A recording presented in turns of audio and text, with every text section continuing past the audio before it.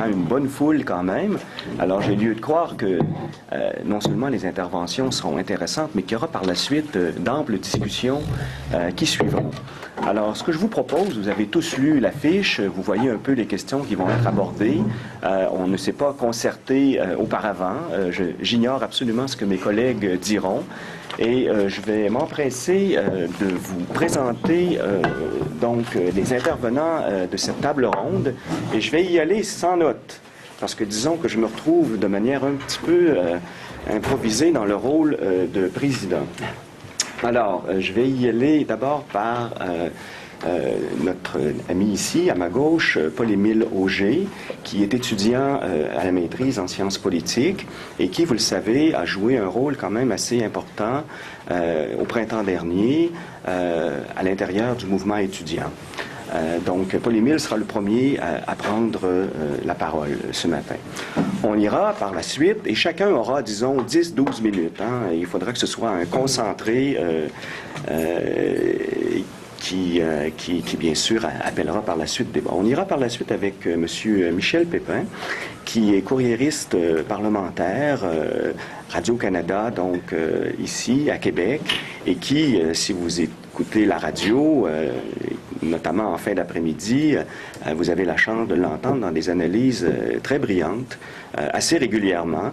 Et donc, on a aujourd'hui donc l'honneur de le recevoir ici à l'Université Laval et il nous fera part, disons, de ses dernières cogitations relativement aux élections. Le troisième intervenant a-t-il besoin de présentation ici à l'Université Laval? Donc, mon collègue, et j'oserais dire ami, Guy Laforêt, professeur au département de sciences politiques, intervenant aussi très connu et analyste réputé de la condition politique québécoise. Donc, Guy interviendra en troisième lieu et, comme un bon professeur, prépare déjà les notes qu'il s'apprête à vous livrer. Et je me permettrai d'intervenir donc en dernier lieu. C'est une position difficile en ce sens que probablement tout aura été dit avant que je prenne la parole. Mais j'essaierai, bon, Guy est politologue, de me comporter en historien et donc de reposer ou de repositionner les débats dans un contexte historique un petit peu plus long, parce que je suis en principe, mais je me pose souvent la question, un historien. Alors, voilà, donc sans plus tarder, on va y aller tout de suite avec M. Auger. Et M. Auger, quand on atteindra 7-8 minutes, je me permettrai de vous le dire tout simplement. Certainement. Bonjour, ça fait plaisir d'être ici. Voilà, je vais me permettre de corriger sur les tournois. En fait, j'étudie à la maîtrise en sociologie. Oh, pardon, excusez-moi. Je fais de la sociologie politique, mais néanmoins, ça reste différent. Donc, je suis secrétaire général d'ATASEC. C'est une organisation étudiante qui comprend environ 70 000 membres là, dans 3 des gros campus de la province, donc McGill, l'Université Laval et l'Université de Sherbrooke. Donc, j'ai été impliqué là, largement dans le mouvement de grève, à la fois dans les négociations gouvernementales, puis à la fois là, dans l'organisation comme telle du mouvement de grève. Évidemment, je ne suis pas ici là, pour vous vendre ma salade. Je suis pas ici pour vous convaincre que la hausse est mal puis qu'il faut examiner de près ce qui se passe dans nos universités.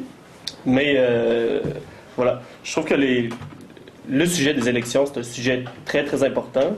C'est un sujet même qui a causé beaucoup de dissensions au sein du mouvement étudiant. C'est un sujet extrêmement difficile à aborder de manière consensuelle chez les étudiants. Je vais essayer d'adopter donc un point de vue du mouvement étudiant et des organisations étudiantes également.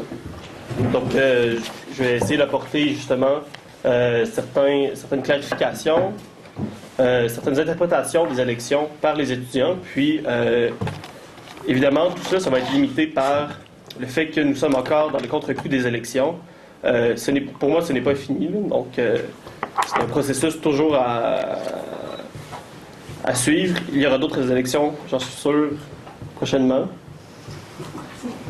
Alors, ces élections, oui, mais ça existe dans une trame. Donc, c'est sûr qu'aux dernières élections, je pense que on a été étonnés, à la fois étonnés d'avoir eu cette rupture tant attendue. On l'a eu avec l'élection du Parti québécois minoritaire.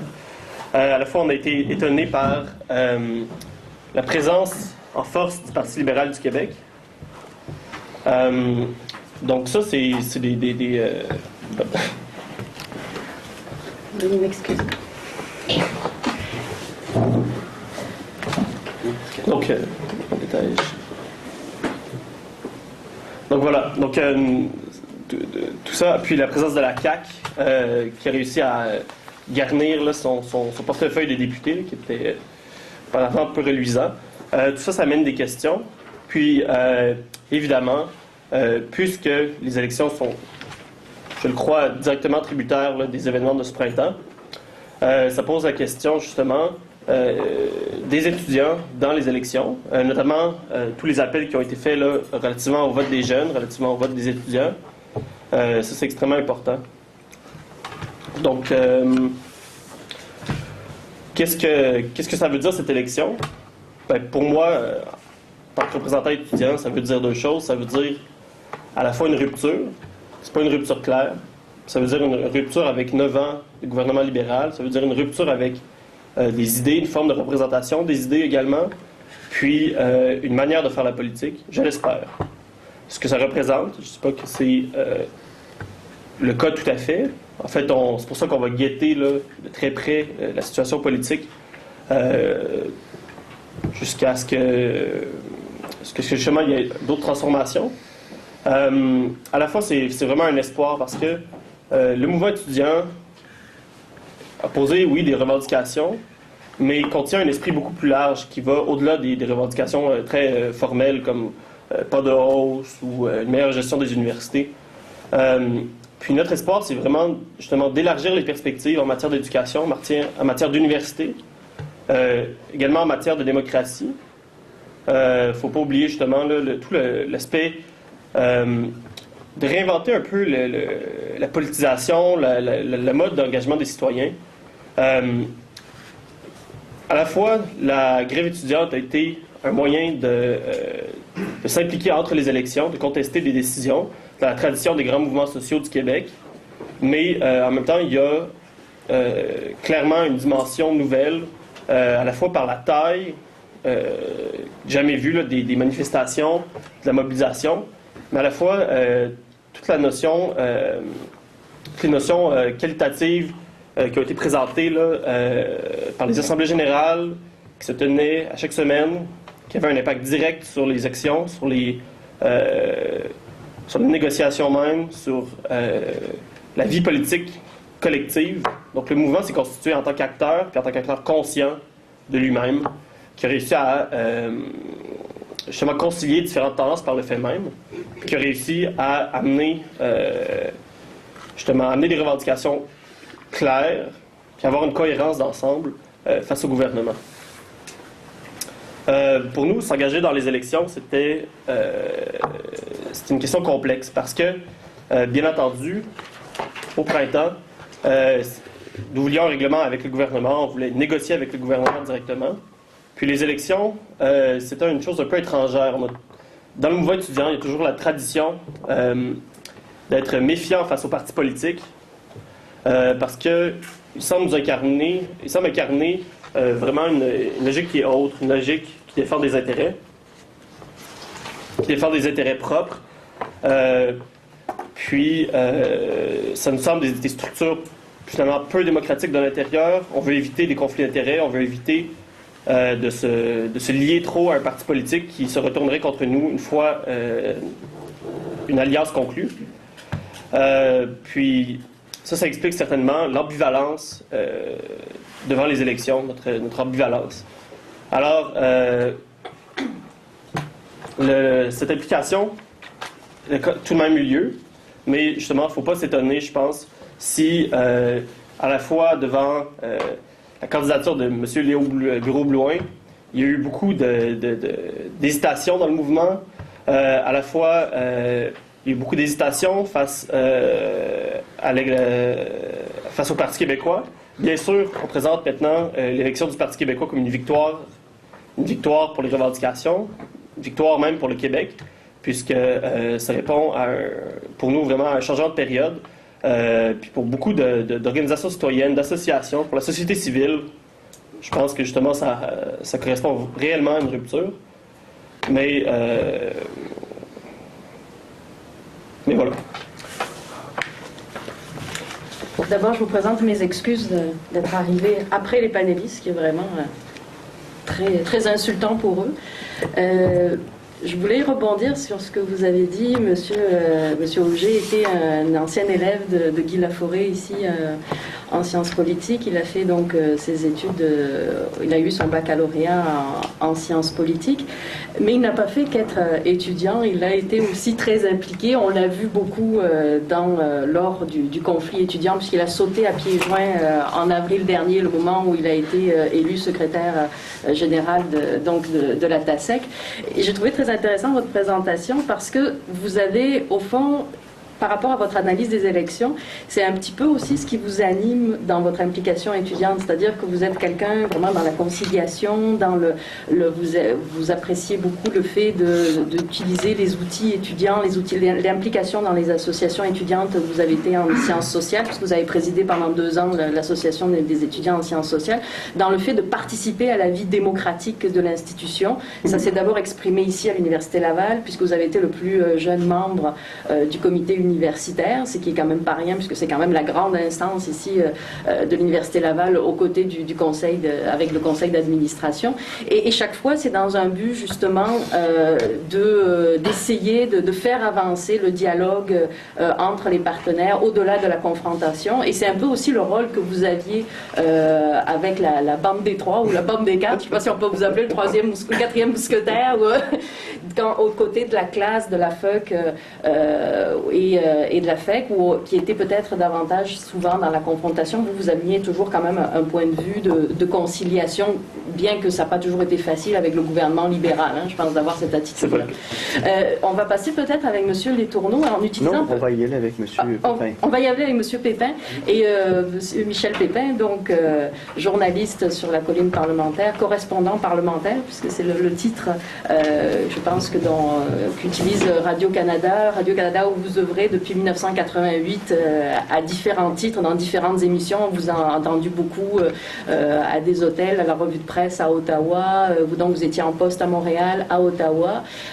Et Ottawa, d'ailleurs, où vous avez commencé votre carrière, de l'autre côté de la clôture, comme attaché de presse de Monique Vézina lors du gouvernement Mulroney.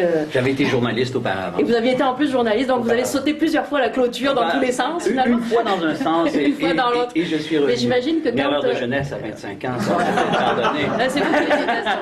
Mais tout ceci pour dire que c'est quand même une expérience, le fait d'avoir vu le fonctionnement de la machine gouvernementale à l'intérieur, même si c'était à Ottawa, j'imagine que c'est une expérience dont vous pouvez vraiment tirer beaucoup de bénéfices en étant aujourd'hui sur la colline parlementaire et de sonder un peu le cœur et les reins de nos élus. Et puis j'avais envie de faire une petite blague en disant que vous aviez aussi le bon prénom pour faire de l'analyse politique au Québec.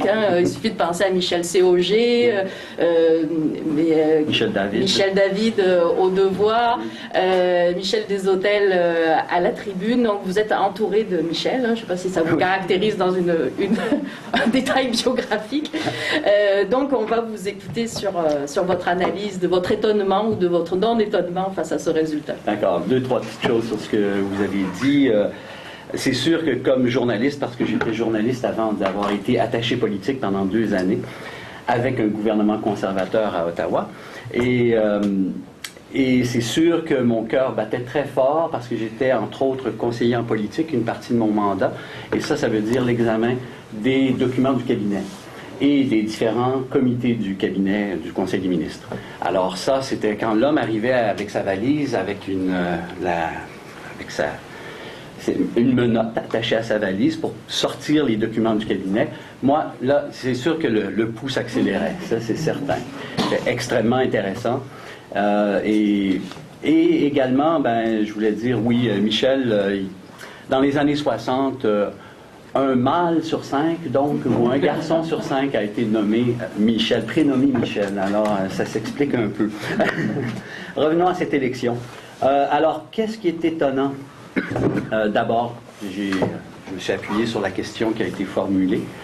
La coalition Avenir Québec à 27%, je pense qu'on peut dire que pour de premières élections, pour un parti politique, c'est pour le moins étonnant. le nombre de voix obtenues et son pourcentage. Bon, les sièges, c'est autre chose, on va y revenir. C'est toute une performance, c'est pas seulement une performance, c'est que ça veut dire quelque chose. Qu'est-ce que ça veut dire exactement?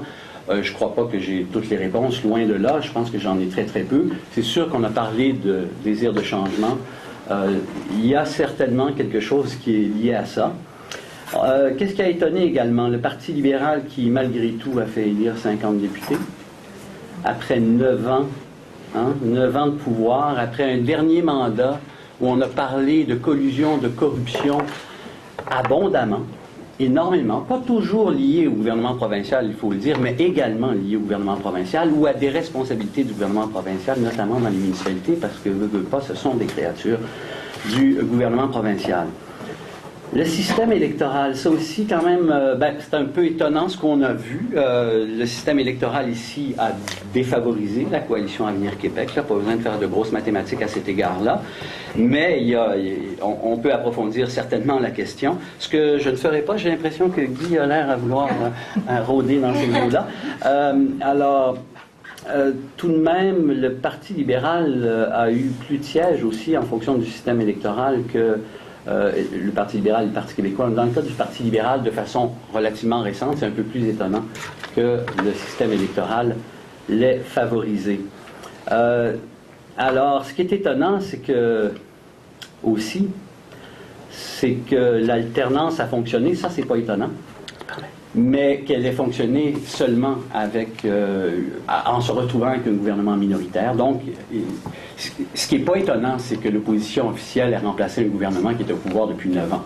Ça, il n'y a pas de surprise là. C'est un peu dans l'ordre des choses. Et souvent, des électeurs, s'il y a un désir de changement, il peut y avoir un réflexe assez naturel de se tourner vers l'opposition officielle pour former le gouvernement. C'est pas exactement ça qui s'est passé. Mais il y a quand même 54 députés du Parti québécois, une pluralité de sièges. Alors, cette alternance a fonctionné, oui, mais de façon de façon moins marquée que ce que l'on aurait pu penser. Un mot sur les droits de scolarité quand même. Il n'y en a pas été tellement question. En même temps, je crois que ça a été sous-jacent à l'ensemble de cette campagne électorale. Le débat, on peut dire, avait été fait. Certains de mes collègues estiment que plusieurs partis n'avaient pas, ou même que les partis en général n'avaient pas intérêt à remettre vraiment cette question-là de l'avant. C'est possible.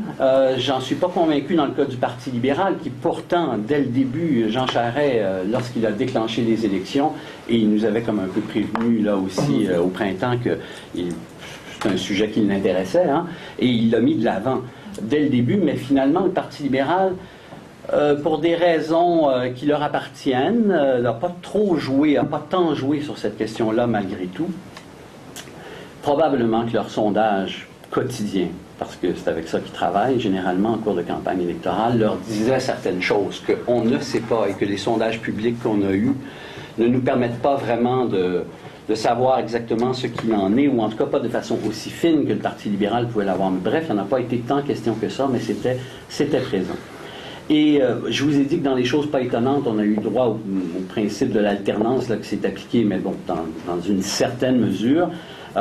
Autre chose qui n'est pas étonnant, c'est les tiers partis, si on peut s'exprimer ainsi, les plus petits partis, donc surtout Québec solidaire, Option nationale arrivait dans le paysage, qui ont eu de la difficulté à se démarquer quand même dans un contexte où on avait véritablement une course à trois au pouvoir.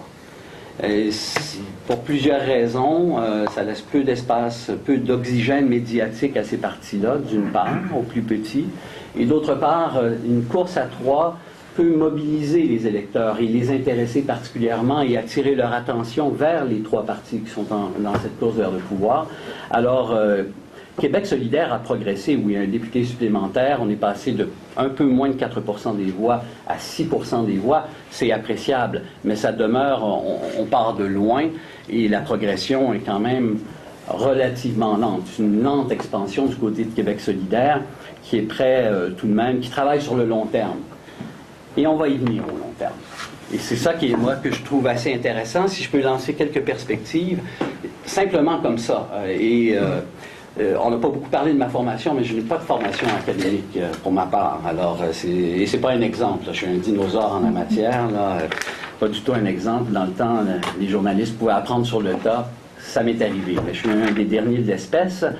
Et donc, c'est pas une analyse approfondie et académique que je vous offre. C'est une piste que je lance. Mais moi, je crois qu'il y a quelque chose là. On a beaucoup parlé du débat souverainiste-fédéraliste et du débat gauche-droite. Est-ce que le débat gauche-droite a remplacé l'ancien axe souverainiste-fédéraliste? Je ne le crois pas. Je crois qu'il se superpose davantage. Il ne supplante pas, mais il se superpose. En tout cas, pour le moment. Mais il reste que cet axe-là, gauche-droite, est assez important, je pense, dans les perspectives qui se présentent. On a la coalition Avenir Québec qui veut remplacer le Parti libéral. C'est de ça dont on parle. Grosso modo, c'est précisément ça. Québec solidaire, ça peut paraître un peu osé de dire ça, mais veut remplacer le Parti québécois. C'est sûr que là, c'est à terme, là. Ce ne sera pas à la prochaine élection que ce genre de choses-là vont se régler. Mais c'est la démarche et c'est ce que veulent ces partis-là. Québec solidaire là, va dans la, si vous me permettez, là, dans la table, parmi les électeurs du Parti québécois, pas vraiment ailleurs. Mais avec un angle clairement progressiste. Québec solidaire, ils ne diront pas ça, mais ils voudraient bien démembrer cette coalition qu'est le Parti québécois et espèrent en tirer profit, aller chercher les gens qui sont plutôt à gauche au Parti québécois, et on verra pour les autres. La CAQ veut aussi piger, bien sûr, auprès du Parti québécois, mais devenir essentiellement le Parti libéral, c'est un peu l'objectif plus ou moins avoué de la coalition, en tout cas en termes de, pas nécessairement précisément en termes de positionnement politique, simplement en termes de positionnement électoral. On veut les tasser et avoir quelque chose qui nous apparente vraiment un débat gauche-droite plus clair, quoique tout le monde, là, le jeu à partir de là, on parle beaucoup du centre, ça marche pas toujours, là, à se faire élire au centre, mais généralement, on gagne une élection quand il y en a un qui réussit à se déplacer, qui est à gauche ou à droite, qui réussit à se déplacer un peu vers le centre, tout en conservant ses militants et ses électeurs qui sont traditionnels, qui ne sont pas eux au centre. Et ceux qui réussissent à jouer le mieux ce jeu-là, souvent parviennent à se faire élire. Mais là, bon, à terme, Québec solidaire, Coalition Avenir Québec, ça ne marchera peut-être pas. Hein? Les partis libéraux sont des toffes. Le Parti québécois, solide aussi, solide expérience, quoi qu'on sent davantage de failles. Mais la solidité du Parti libéral fait penser aux géants au pied d'argile. C'est pas... Quand un parti a de la misère à faire des débats, quand un parti essaie de se convaincre que... Et là, je fais référence évidemment à certains conseils certains conseils généraux du Parti libéral que j'ai pu voir, où on a tous vu cette histoire-là. Un homme se lève pour demander une commission d'enquête sur la construction. Il y a un silence incroyable. Il y a 600 personnes dans la salle. Ça dit quelque chose. Et là, on a une course à la direction du Parti libéral et tout le monde essaie de se convaincre que ça nous prend une course. Je m'excuse, je parle de façon... je parlerai un peu différemment à la radio, là, mais j'essaie de parler de façon la plus directe possible et la plus claire possible. Mais c'est vrai, on essaie de se convaincre que ça nous prend une course parce qu'on a besoin d'un renouveau idéologique. Il y en a qui disent ça, il y en a d'autres qui disent que ça nous prend une course parce que, bon, c'est toujours bon à des fins électorales, mais il y en a d'autres qui ont une vision un petit peu plus approfondie du rôle que pourrait jouer le Parti libéral si justement il réfléchissait peut-être un peu davantage à ce qu'il veut proposer aux Québécois et qu'il ne s'en tienne pas simplement à la position de son chef actuel, de son nouveau chef, ou etc., parce que le chef a vraiment beaucoup d'importance dans ce parti-là. Je termine là-dessus. Cette perspective-là, moi, je la trouve très intéressante, mais elle n'élimine pas la perspective non plus, l'axe souverainiste-fédéraliste, qui risquerait de continuer à s'exprimer malgré tout avec Québec solidaire et la Coalition Avenir Québec, un peu différemment. Si on le voit avec la Coalition Avenir Québec, là, peut-être, je dirais, un peu moins... Ben, c'est confus, là, du côté de la coalition, on le reconnaît, là, justement, on joue un peu sur cette confusion-là. Étant fédéraliste, souverainiste, on ne veut pas jouer dans cette partie-là, mais il y a quand même une hypocrisie qui disparaît. Parce qu'avec le Parti libéral qui nous dit le fruit n'est pas mûr, M. Charest qui nous dit le fruit n'est pas mûr pour des questions d'ordre constitutionnel, il n'a jamais été mûr, pendant 9 ans. Puis en fait, ils ont une politique, celle de Benoît Pelletier au plan constitutionnel, mais on admettra qu'elle est cachée à quelque part, puis que qui a la clé, on se le demande. Et bon, donc du côté de la CAQ, il y a un peu plus, malgré la confusion que l'on entretient, au moins on dit on aimerait bien, mais on voit bien que cette partie-là, on ne rentrera pas là-dedans parce que cette partie-là est impossible. On ne peut pas négocier avec le Canada. Les Québécois ne semblent pas vouloir faire la souveraineté. Donc, bon, il y en a qui parlent d'abandon. C'est tout à fait légitime aussi, là. C'est pas, je ne mets pas de l'avant et je ne défends pas non plus une prise de position par la coalition ou d'autres partis. Évidemment, ce n'est pas mon travail. Alors moi, cette perspective-là, je la trouve intéressante et je vous la soumets. Si on veut en parler davantage, ce serait bien. Merci. Merci. Vous parliez justement de dinosaures parce que vous disiez que vous n'aviez pas fait votre formation académique. Monsieur Laforêt, lui, il a fait beaucoup de formations académiques, mais il est aussi une espèce rare.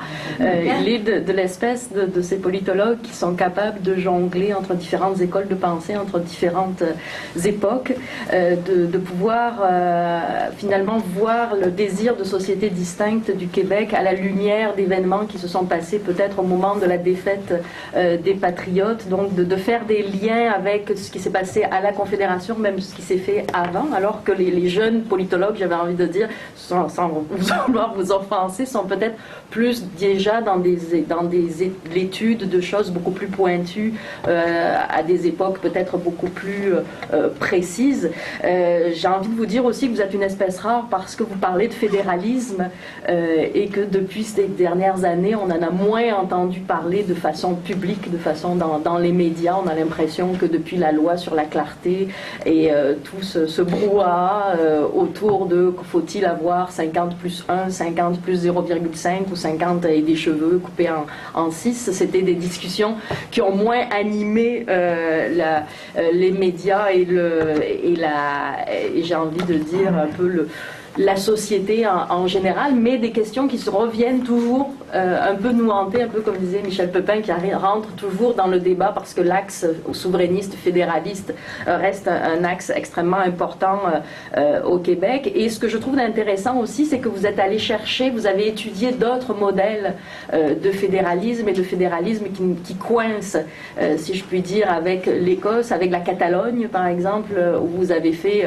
plusieurs séjours, et de regarder ça avec une perspective internationale est extrêmement intéressant également, parce qu'on a toujours l'impression, quand on discute entre nous, qu'on est tout seul au monde à éprouver des problèmes de fédéralisme, mais c'est des problèmes finalement relativement bien partagés.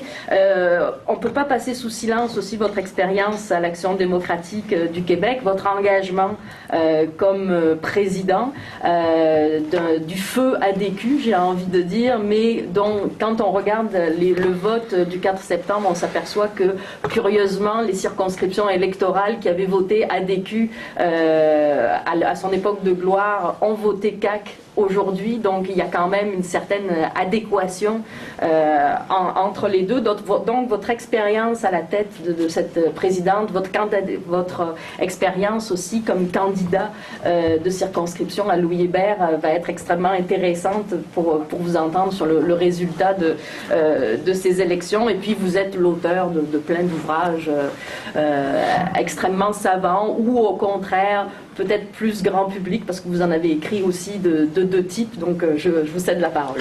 Merci Pascal, et je suis très heureux d'être autour de cette table et devant vous aujourd'hui. Pour assumer mon âge, la dernière fois que j'ai vu Michel Pepin, c'était il y a 36 ans. Nous étions dans un camp de vacances en Mauricie et j'étais son moniteur. Alors, voilà. OK, rapidement, je vais essayer de répondre aux différentes questions qui nous sont posées par Alison et les organisateurs du CELAT aujourd'hui. Alors, qui a gagné les élections? C'est le PQ qui a gagné les élections. Ils ont gagné de manière minoritaire. Mais au Québec, bien qu'un parti qui gagne des élections peut se trouver limité dans son action législative au Parlement, il jouit d'une liberté entière dans sa capacité d'agir sur le pouvoir exécutif et sur la configuration de l'État. Et donc, on a pu voir déjà dans le nouveau cabinet qui a été annoncé par Pauline Marois, dans la réorganisation des ministères, cette spécificité-là de notre système qui fait en sorte que, même minoritaire, Stephen Harper l'avait d'ailleurs amplement démontré à Ottawa entre 2006 et 2011, un parti a une capacité quand même très forte d'agir sur l'organisation de l'État. Michel parlait des comités du cabinet ou du Conseil des ministres. J'y reviendrai dans le détail dans une seconde. Gagner, c'est gagner, et le PQ a gagné. Qui d'autre a gagné? Le blog de Claire Durand, les sondages, comment on suit ça, quelles sont les manières de pondérer les indécis. Donc, on a pu voir que certaines personnes l'avaient et certaines institutions davantage que d'autres. Chez nous, en Sciences Po à Laval, la boussole électorale, l'initiative conjointe avec Radio-Canada, vote au pluriel, la chaire sur la démocratie et les institutions parlementaires ont fait des interventions importantes dans l'analyse de la campagne. Les étudiants, ça a été mentionné, incontestablement quelque part, suite au printemps érable, on peut dire que le mouvement étudiant a redynamisé la société civile au Québec et peut, je pense, à juste titre, s'autoproclamer, au moins partiellement, vainqueur de l'élection du 4 septembre, dans la mesure où une des priorités du nouveau gouvernement, c'est de faire un sommet sur l'éducation, l'enseignement supérieur, etc. Écoutez, pour nous qui vivons à l'université, cette année, on a eu François Hollande dire que l'important, c'est la souveraineté de l'esprit et la jubilation d'apprendre. C'est quand la dernière fois au Québec qu'un ministre de l'Éducation ou qu'un premier ministre nous convie à une réflexion, parle en termes solennels, symboliquement importants de l'éducation. Donc, il me semble qu'on peut se réjouir de ça. La participation électorale, qui est passé de 58 à 74 %. Et je dirais, comme citoyen, on avait devant nous une offre politique diversifiée, des programmes sur les principaux axes, clairement campés, et donc on avait une pluralité de choix devant nous. C'était mon premier point. Moi, je pense depuis à peu près une décennie qu'on se trouve dans un système partisan que je qualifie d'existentiel.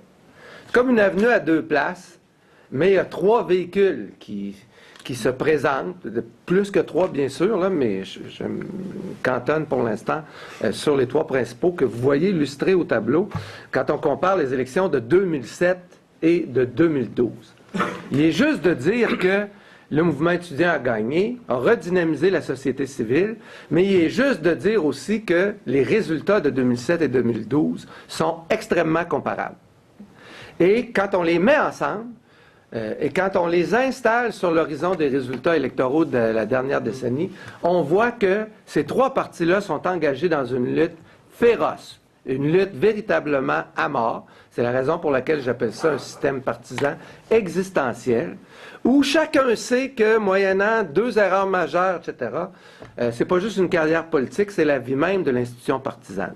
Ça a été le cas, moi j'ai appelé ça, dans le cas de l'ADQ, trois implosions. Au terme de la dernière implosion en 2008, la course tragicomique à la chefferie, plusieurs personnes, y compris moi-même, pensaient que de cette force politique-là ne renaîtrait rien dans un intervalle de court ou de moyen terme. Eh bien, ce n'est pas le cas. Comme Michel le soulignait, la CAQ en 2012 fait un score, grosso modo, du point de vue du nombre de suffrages exprimés, grosso modo à la hauteur de ce que l'ADQ avait fait.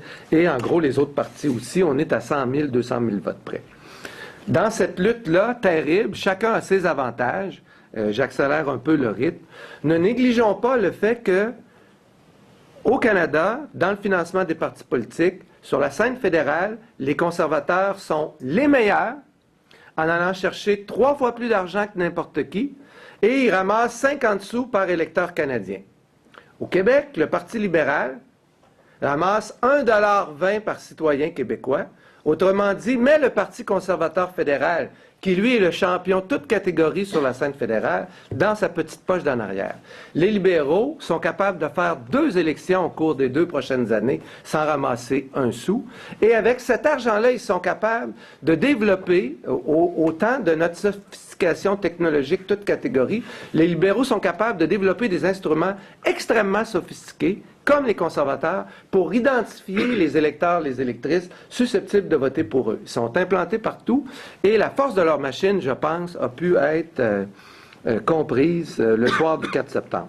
Bon, les autres partis ont leurs avantages, leurs inconvénients. On aura peut-être d'autres occasions d'en reparler. Humeur populaire au Québec au lendemain du 4 septembre.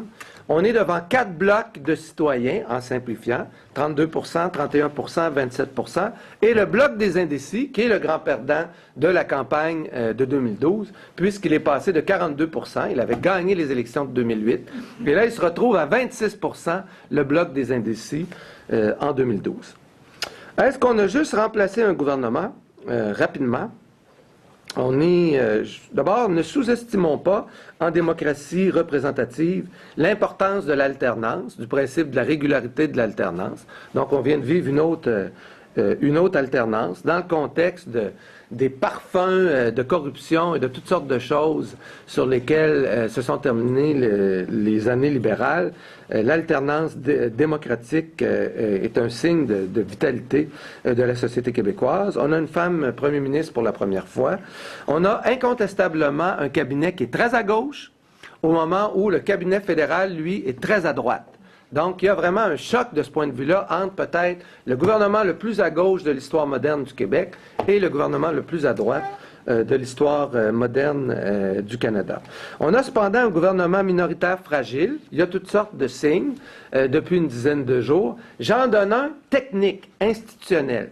Aujourd'hui, si vous allez sur le site du gouvernement du Québec, vous allez voir que oui, on a un nouveau Conseil des ministres, qu'on a un certain nombre de nouveaux sous-ministres, mais presque 2 semaines après la formation du gouvernement, on ne sait pas encore qui va participer aux différents comités du cabinet, qui sont le lieu névralgique de décision dans l'État québécois. On sait quels sont les comités. On sait, par exemple, j'y reviendrai, qu'il y aura un comité sur l'identité qui va être présidé par Bernard Drainville.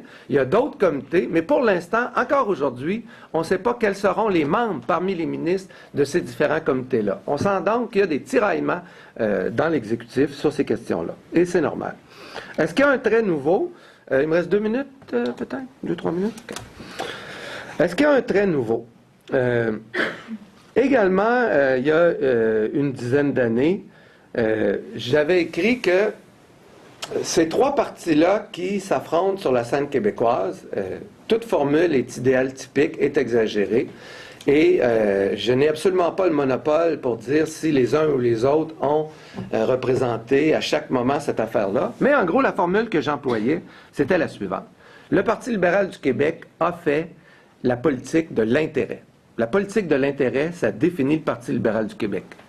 Le Parti québécois a été fondé sur une dynamique de liberté politique, mais le Parti québécois, dans ses programmes, dans ses actions fondamentales, je ne pense pas malhonnête de dire qu'il a davantage été le Parti de l'identité que le Parti de la liberté.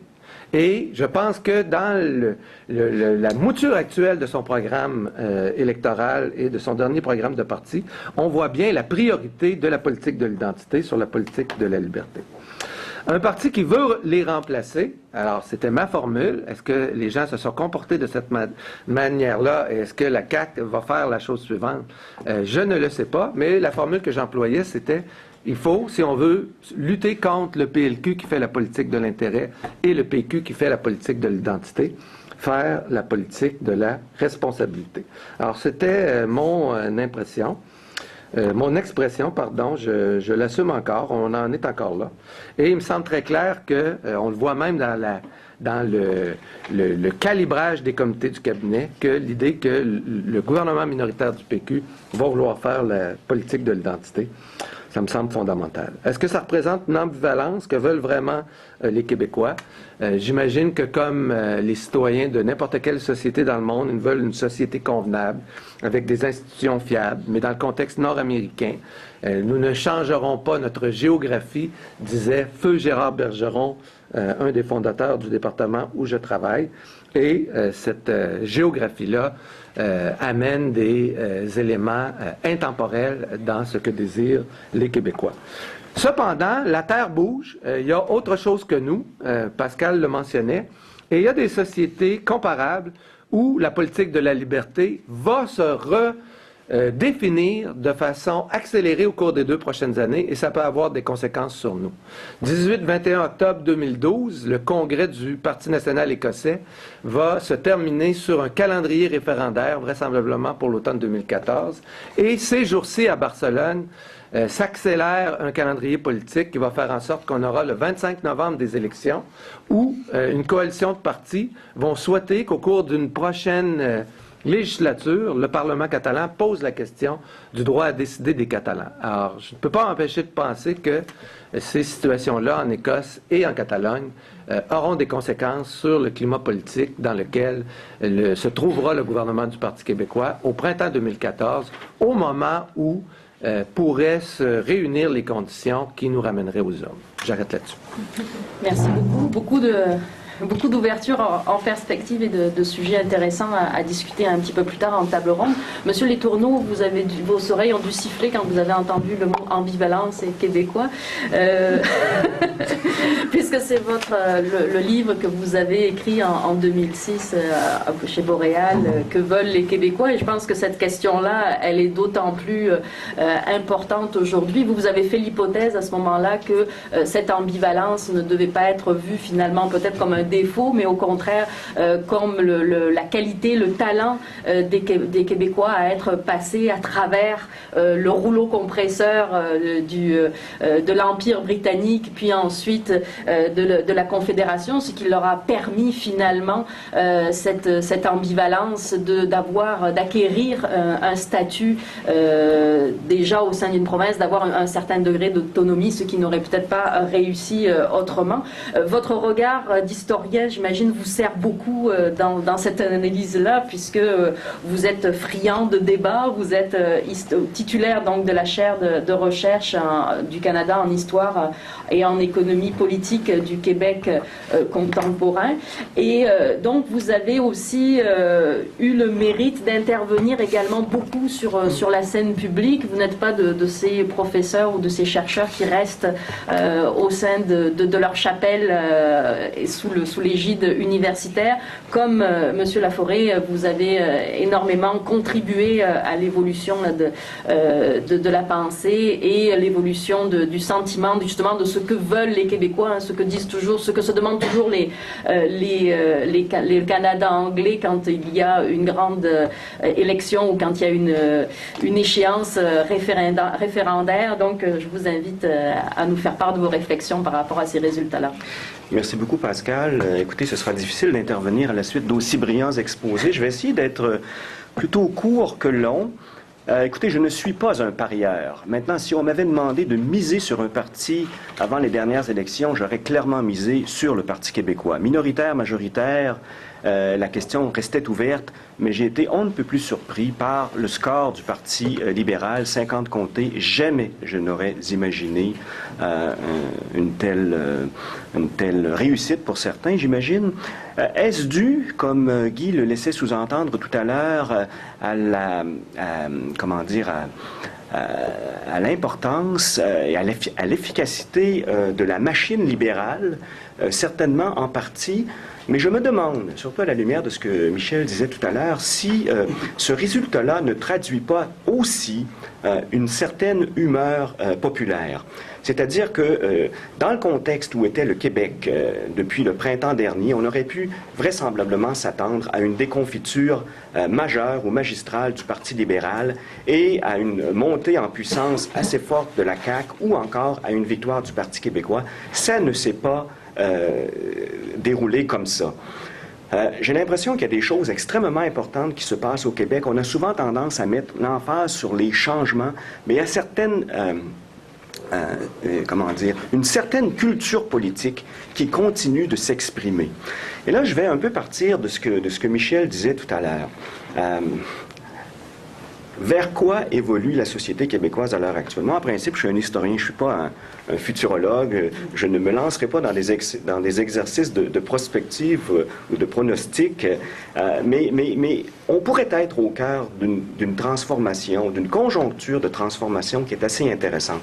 Je pense, et on a plein d'indicateurs qui vont dans ce sens-là, que la dominante qui a été au cœur de la culture politique québécoise au cours des 40, 50 dernières années, à savoir l'opposition, non pas la dichotomie absolument tranchée, là. On n'est pas dans une société dichotomique tranchée ici. Les radicalismes de toute nature, qu'ils soient de gauche, de droite, d'en bas, de haut, le passé, le futur, sont habituellement mis de côté par la société québécoise qui est extrêmement diversifiée, qui est extrêmement pacifique. Et cette culture politique-là, elle s'enracine très loin dans le temps. Mais la dominante, souverainisme, fédéralisme, qui a été au cœur, je dirais, de l'action politique des partis, qui a été au cœur aussi du discours politique au cours des 40-50 dernières années, depuis le début des années 70, est toujours présente. On s'entend. Hein? Elle est toujours là. Elle mobilise encore des couches importantes de la population. Elle est un vernis discursif, hein? Un vernis rhétorique qui ne disparaîtra pas. L'idée d'indépendance exprimée de différentes manières, elle est présente dans le paysage politique québécois depuis fort longtemps et elle ne disparaîtra pas du jour au lendemain. Maintenant, conjoncturellement, tendanciellement, est-ce que ça va se confirmer dans l'avenir? Je l'ignore. Mais conjoncturellement, on voit qu'une deuxième dominante, qui a toujours été aussi présente, mais précisément dans une position dominée, si vous voulez, donc la dichotomie ou enfin l'opposition gauche-droite, mais je n'utiliserai pas ces termes-là. Gauche-droite, c'est français. Gauche-droite, c'est français. C'est latino-américain, c'est européen. Nous, ici, on est en Amérique du Nord. On est une société nord-américaine. Notre culture politique, parfois, s'enflamme des débats qui ont cours en France, mais on est nord-américain. Donc, les deux termes que j'utiliserai, qui ont été mis en mots, je dirais, par des intervenants importants au sein de la société québécoise, sont ceux d'un côté de solidaire et de l'autre côté de lucide. Ces deux termes qui peuvent être conjugués d'une manière extrêmement péjorative, mais ces deux termes aussi qui sont doux, qui sont pacifiques. Hein? Et je ne voudrais pas ici entrer dans une dichotomie à outrance, c'est-à-dire que quand on est solidaire, ça ne veut pas dire qu'on est complètement idéaliste, romantique, déconnecté de la réalité. On est aussi pragmatique. Et de la même façon, les lucides, hein, prenez les figures iconiques de la lucidité québécoise. André Pratt, j'oublie toujours son nom, Dubuc. Alain Dubuc, la presse en général, Jessica comme on le dit. Mais ce n'est pas des gens qui sont absolument sans conscience sociale, ça, entendons-nous ici. Et j'ai l'impression que, jusqu'à un certain point, le résultat des dernières élections manifeste précisément cette espèce de nouveau débat de société, de nouvelles tendances au sein de la culture politique québécoise qui est en train d'émerger, à savoir, que voulons-nous de cette société? Hein?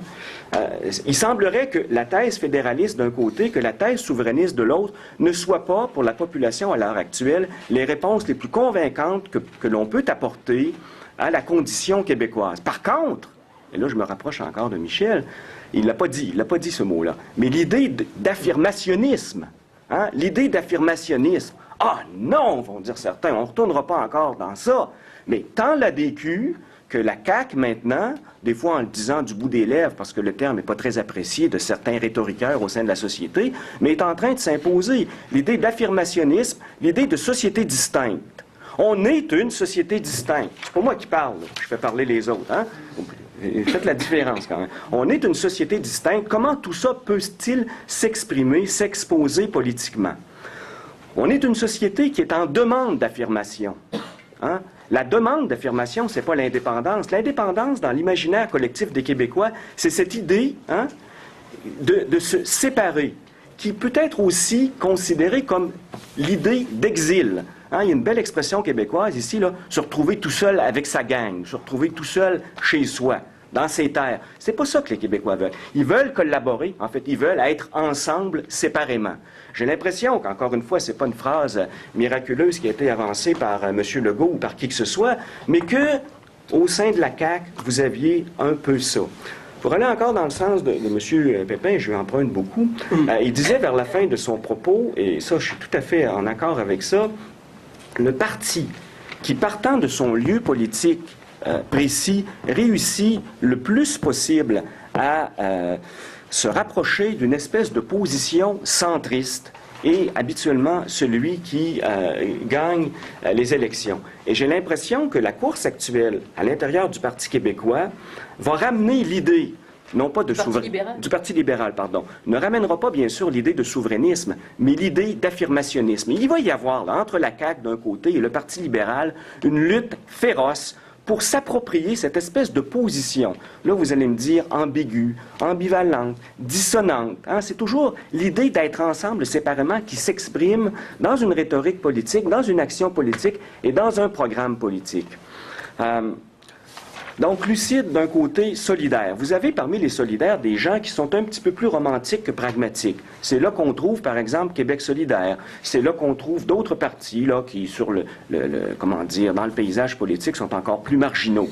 7%, c'est pas rien, mais en même temps, c'est pas énorme non plus. Et j'ai l'impression qu'ils vont être cantonnés, Québec solidaire, dans cette zone-là pour un bon bout de temps. Pourquoi? Parce que cette perspective politique, ce discours politique, clairement, n'est pas supporté par l'immense majorité de la population qui reste très pragmatique. On est une société très pragmatique. On est une société nord-américaine ici. Hein, le fameux film pas de Bernard, désolé, de son frère Arcan. Gabriel. Pas Gabriel, Denis Arcan. Rappelez-vous ça. Il y a beaucoup de gens ici qui sont très jeunes et ils s'en souviennent pas peut-être. Le confort et l'indifférence. Le confort et l'indifférence. Le confort, c'est 250 ans de vie en Amérique du Nord. Et l'indifférence, ça c'est un peu provoquant de ma part, mais on peut le trouver dans plein d'études scientifiques. On appartient aussi à une culture du bof. Notre rapport à la langue française est fondamentalement marqué par l'idée du bof. Oui, on est pour la langue française. Mais en réalité, dès qu'on rencontre un anglo, on switch à l'anglais parce que c'est plus efficace, parce que ça va plus vite, parce qu'on est généreux, parce qu'on est tolérant, parce qu'on aime communiquer finalement. Donc l'idée de solidaire, de solidaire d'un côté, pragmatique, lucide de l'autre, à mon avis, est un élément absolument fort, un indice fort qui nous permet de comprendre la complexité de la conjoncture politique québécoise à l'heure actuelle. Et vous voyez, depuis l'élection du Parti québécois, et là je rejoins Guy, pas d'idée originale, moi je rejoins l'un ou l'autre, je rejoins Guy ici, c'est qu'il y a des luttes, probablement assez fortes. Guy est mieux placé que moi pour les cerner parce qu'il est un fin observateur du monde politique. Mais il y a certainement des luttes assez importantes à l'intérieur du parti que Mme Marois a peut-être de la difficulté à arbitrer entre un courant qui est beaucoup plus solidaire et un courant qui est beaucoup plus pragmatiste et lucide. Hein? À un moment donné, vous savez, ces fameux cercles théorie de Venn, vous avez des gens au Parti libéral qui sont très proches de gens au Parti québécois. C'est une question de petite dominante à un moment donné. Et vous avez des gens au Parti libéral qui sont aussi, jusqu'à un certain point, des idéalistes. Et vous en avez aussi au Parti québécois. Mais la position qui remportera la mise québécoise, qui remportera peut-être l'humeur québécoise, est clairement une espèce de position donc, qui est à la fois ambivalente. Ambivalente en ce sens que la culture politique québécoise, elle est une culture du pragmatisme, hein, à laquelle Lucien Bouchard a rajouté le terme lucide, mais essentiellement, c'est une culture pragmatiste, c'est une culture de la révolution tranquille. C'est la raison pour laquelle, je sais que là, je m'avance en terrain miné devant mon ami ici, mais écoutez, j'étais à Nice au début du mois de... Je me rappelle plus quand, au mois de juin, et pour un colloque. Et puis, les Français, évidemment, qui perçoivent le monde à travers leur imaginaire politique. J'ai rien contre les Français, soit dit en passant, qui perçoivent le monde à travers leur imaginaire politique et leur vocabulaire politique. Mais qu'est-ce qui se passe au Québec? La société est sur le point d'éclater. C'est la révolution. C'est mai 68 qui se déroule en 2012. On se calme, le pompon, s'il vous plaît. On va regarder ça lucidement, précisément, et on va voir que et on va voir que non. Si on sort d'une rhétorique qui présente et représente le mouvement étudiant d'une telle façon et qu'on analyse l'ensemble de ce qui s'est passé au Québec au printemps dernier, on n'en arrive pas nécessairement à l'idée selon laquelle le mouvement étudiant a redynamisé la société civile. Au contraire, on pourrait avancer l'hypothèse que si les gens sont tellement allés voter, Guy disait tout à l'heure, je n'avais pas ces données, 74%, c'est considérable par rapport à l'élection précédente, 58%, ben c'est parce qu'ils voulaient marquer leur opinion et leur attitude envers et contre une situation où ils s'étaient retrouvés du côté du silence. Parce que les médias n'ont pas donné la parole à ceux qui ne se prononçaient pas. Les médias, grosso modo, branchés, comme c'est souvent le cas, sur ce qui se passe à Montréal, près de l'UQAM, du Cégep, du Vieux-Montréal, etc., nous a donné une représentation particulière de ce qui se passait. Et je ne les blâme pas, ils vont là où il y a de l'action. Quand il n'y a pas d'action, ben, c'est comme s'il n'y avait rien. Mais justement, dans l'inaction, dans le silence, il y a des choses très importantes. Au même titre que dans l'ignorance, il n'y a pas qu'un vide, il y a de la connaissance, mais qui s'exprime autrement. Et j'ai l'impression qu'il s'est très bien exprimé, ce silence-là, dans le résultat des dernières élections. Et là, non, je pourrais en ajouter sur le mouvement étudiant, mais je vais... Gardez-vous pour le débat. Oui, je pourrais faire ça. Alors, écoutez, donc, tout simplement, pour résumer en 30 secondes, voyez, fédéralisme et souverainisme, c'est encore dans le décor. Guy a peut-être raison de dire que ce qui se passe en Catalogne, d'une part, en Écosse, d'autre part, influencera ce qui se passe au Québec. Encore une fois, moi, je pense que les Québécois et que la culture politique qui est la nôtre, que la situation spécifique qui est celle du Québec dans le contexte nord-américain, dans le contexte canadien, ne nous autorise pas ou ne soutient pas l'hypothèse que l'on puisse appliquer ce qui se passe ailleurs au cas québécois.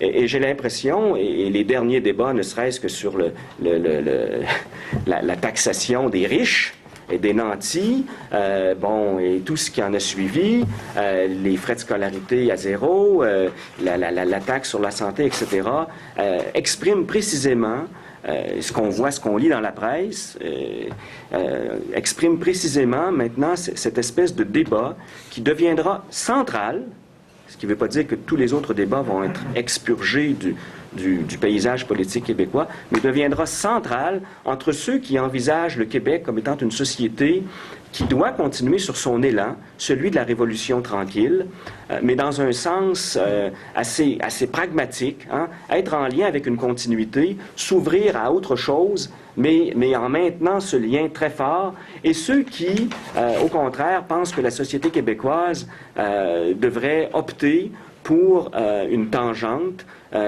donc davantage marquée par le principe écologiste, environnemental par exemple, progressisme, et je me méfie beaucoup de l'idée de progressisme ici, et de tous ces termes finalement qui sont centraux dans la rhétorique de gauche. On est peut-être là, précisément, là, au cœur de ce débat qui s'exprimera, en tout cas au chapitre verbal, d'une manière assez féroce au cours des prochains mois, et qui finalement... tracera les contours de ce que sera peut-être le Québec au cours des 10-15 prochaines années. Voilà. Merci beaucoup. Moi, j'ai envie de reprendre quelques-uns de vos éléments, des éléments que vous avez avancés et peut-être d'en rajouter d'autres, histoire de pimenter un petit peu la sauce. On parlait de... Plusieurs d'entre vous ont fait état que la performance du Parti libéral les a étonnés, qu'ils ne s'attendaient pas à avoir 50 députés. Est-ce qu'il ne faut pas chercher la réponse à ce miraculeux retour, j'ai envie de dire, dans le système scrutin du Québec, parce que si on regarde les chiffres absolus, le nombre de personnes, le nombre d'électeurs qui ont opté pour le Parti libéral est constant d'une élection à l'autre. Entre 2007, 2008, 2012, c'est grosso modo 1 360 000 personnes qui choisissent le Parti libéral. Et la différence finalement entre ce qui fait qu'il soit vainqueur minoritaire ou dans l'opposition, c'est souvent le taux de participation qui cette fois-ci effectivement est assez élevé. On l'a souligné, 74%, 55% pour la dernière élection. Mais je pense que si on regarde globalement les chiffres, 55% était quand même était assez anecdotique dans le sens où c'était pas une constante dans le taux d'élection. Donc ça, c'est ma première remarque. La deuxième remarque, si on regarde encore une fois dans le mode de scrutin, dans les élections, il y a seulement 28 députés qui ont été élus de façon à la majorité absolue. Les autres, ça a été la majorité relative, ce qui fait que quand il y a un troisième joueur qui arrive comme la CAQ, ça peut jouer en fait en position de celui qui récolte le plus de voix, mais il n'a pas de majorité absolue. Donc ça, c'est un autre élément qui me fait dire, c'était M. Laforêt, je pense, qui disait finalement c'est une route à deux voies et là il y a trois joueurs.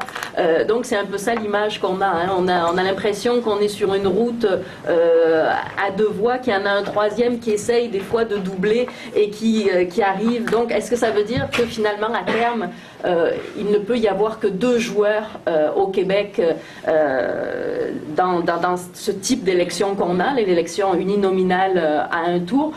Troisième élément, est-ce que on a parlé de la CAQ, Michel disait la CAQ pourrait peut-être à terme remplacer le Parti libéral du Québec. Moi, je pense qu'il y a deux problèmes là-dedans. Le fait que je vois difficilement les anglophones, qui sont la clientèle vraiment cible du Parti libéral, voter pour un parti qui est dirigé par un ancien souverainiste, quelqu'un qui a voté oui en 1995. Donc ça, c'est un élément. L'autre, est-ce qu'ils ne sont pas prisonniers finalement là, du Parti libéral? Est-ce qu'ils vont être capables un jour de se sortir de ça? Et l'autre élément, qu'est-ce que c'est la CAQ? Parce que durant la campagne électorale, là, M. Legault et ses lieutenants ont dit tout et son contraire. Là. Il me semble que de jour en jour, c'était les discours évoluaient au fil des polémiques et des dossiers qui étaient abordés. Donc, est-ce qu'on peut dire qu'il y a vraiment une idéologie? Vous parliez, Monsieur Laforêt, là, de la liberté, du Parti de la liberté, du Parti de l'intérêt. Est-ce que ce parti-là, il a une définition idéologique suffisamment solide pour attirer des gens qui, manifestement, ne se reconnaissent pas dans ce qu'on appelle les vieux partis? Voilà. Qui se sent prêt à rebondir sur la balle. Je serais à réagir tout de suite concernant la coalition Avenir Québec et notamment l'affirmation que les allophones, les anglophones, si je peux me permettre, ne voteront jamais pour la CAQ. Quand François Legault a lancé son parti, au début, en fait, avait son mouvement et travaillait à lancer son parti, là, il était assez haut dans les sondages, 37-38%. Il avait 20 à 25% de vote anglophone, allophone. Donc, de vote de l'électorat non francophone, si on peut dire ça. C'est pas rien. Donc, il y a une envie, il y a un intérêt de ce côté-là pour regarder ailleurs. On peut faire des distinctions, sans doute, qui ne sont pas toujours faciles à faire entre allophones et anglophones pour ce qui est du comportement électoral, mais il y avait là un intérêt. Et là, si je poursuis l'histoire, Legault a beaucoup parlé de... Il y avait 4 priorités, la culture en était une, et il a beaucoup insisté sur la langue française. La loi 101, certains éléments, lorsqu'il a travaillé sur... Il est tombé à 5% dans l'électorat non francophone. Et à partir de là, et là, sa chute a commencé, évidemment, aussi dans les sondages. Et bon, c'est revenu avec l'élection, la candidature de Duchesneau, tout ça, mais il y a quand même une place là pour la coalition Avenir Québec, je pense. Et d'ailleurs, moi, je l'avais vu, et c'était un constat que je faisais, et je l'ai vu dès le congrès de fondation de la coalition Avenir Québec. Oh, d'accord, on commence à parler aux anglophones. On recommence. En fait, on les avait ignorés complètement. Je pense que c'était pas dans leur plan. Et François Legault s'était dit, moi, c'est la majorité francophone que je vais aller chercher. C'est là, par ça que je vais me faire élire. J'irai jamais assez gruger et il a peut-être raison, remarquez, justement, jusqu'à quel point il peut aller chercher le vote allophone, anglophone. Il y a une limite probablement à ça. Mais ça dépend. À un moment donné, cette limite-là, je pense, peut être dépassée, mais c'est une question de temps. Et il faut ajuster le discours. C'est pas facile de plaire aux anglophones, allophones, francophones. Ça, c'est une gymnastique extraordinaire que le Parti libéral est assez doué pour faire et a réussi à faire de manière générale là, assez régulièrement, sans trop de problèmes. Mais ça, moi je vois pas ça quelque chose comme impossible. C'est sûr que Legault, ancien souverainiste, a dû faire des professions de foi qui ressemblent à des professions de foi fédéralistes où voilà. C'est un problème, c'est un défi. Juste pour ajouter sur le système électoral, pour finir là et laisser un peu de place à mes collègues, juste dire... c'est sûr que le système électoral joue un rôle important. Il n'y a pas l'air d'être à veille de changer ce système-là. C'est juste dire ça. Ça, il semble que... Et si on voit ce qui s'est passé en Colombie-Britannique, ce qui s'est passé en Ontario dans leur tentative sérieuse et intéressante pour changer le mode de scrutin, ça a été dans les deux cas un échec lamentable, ou en tout cas des échecs flagrants, disons. Et c'est pas évident. Et en même temps, je sais avoir eu cette discussion-là avec Amir Kadir qui me regardait avec des grands yeux en lui disant « Moi, les partis de gauche qui arrivent, puis la première chose qu'ils disent, c'est qu'il faut changer le mode de scrutin. Je trouve ça un peu drôle. Parce que c'est comme si vous arrivez dans le jeu, et vous dites « La première chose qu'on va faire, c'est qu'on va changer les règles pour nous. » Parce que c'est vrai que le système n'est pas terrible, on le reconnaît, il y a de la distorsion et tout ça. Mais à un moment donné, on voit bien là, au plan, si on est pragmatique, il ne changera pas facilement ce système-là, même très, très, très facilement. On devra vivre avec. Puis la gauche, et d'ailleurs Québec solidaire, a un peu changé au fil des ans, ça fait 6-7 ans qu'ils existent. Ils ont un peu changé leur approche. Oui, ça fait partie de leur programme. Mais ils n'insistent plus à plus soif là, sur ces questions-là. Ils passent à autre chose. Merci. Monsieur Laforêt, vous vouliez... 2-3 points. Le mode de scrutin, un peu la même chose que Michel. Dans un contexte de gouvernement minoritaire, ce serait extrêmement improbable que le gouvernement marois se lance dans une réforme du mode de scrutin. Leur programme et ce qui a été dit en campagne et ce qu'on voit avec, par exemple, les nominations dans le Conseil des ministres et les nominations aussi des sous-ministres, notamment Gilbert Charland, qui est un homme d'expérience au Conseil exécutif, responsable des institutions démocratiques. Donc, on voit que, vraisemblablement, le gouvernement va bouger sur des choses comme peut-être élection à date fixe, même si, techniquement, les prochaines élections pourraient vraisemblablement être déclenchées dans autre chose qu'une élection à date fixe en 2016-2017. Réduction du plafond pour le financement des partis. Donc, sur certaines choses relativement limitées, le Parti québécois va vouloir agir, mais je pense improbable qu'ils vont se lancer dans une réforme du mode de scrutin. Les trois partis, leur évolution, les tendances, sans être mathématicien, ce qui rend la chose extrêmement difficile à prévoir, c'est que je dirais, c'est une équation du deuxième degré, mais à deux inconnus. Il y a plusieurs inconnus. Et donc, le jeu stratégique pour chacun des partis est extrêmement complexe. Je vais vous raconter une petite anecdote rapide pour arriver au dilemme de la CAQ. En 2002, aux élections partielles de 2002, l'ADQ a gagné 4 comtés sur 5 aux élections partielles de 2002. Dans le comté de Berthier, où Marie-Grégoire était candidate, quand on compare les élections précédentes et les élections du printemps 2002, c'était l'électorat péquiste qui tombait là, comme des grappes de bleuets entières du côté de l'ADQ. Donc, l'ADQ était en train de faire très mal au PQ. Mais les gens qui ont fondé l'ADQ, eux, étaient des anciens de la commission jeunesse du Parti libéral. Et le parti qu'ils voulaient tuer, c'était pas le PQ, c'est le Parti libéral. Et c'est là qu'un certain nombre de décisions qui ont été prises par Mario Dumont et son entourage autour de 2002-2003 s'expliquent par ça. François Legault, une décennie après, sur la base de cette expérience-là, qu'est-ce qu'il va vouloir faire? À quel parti va-t-il vouloir prioritairement s'en prendre? Va-t-il essayer d'aller sur les deux tableaux?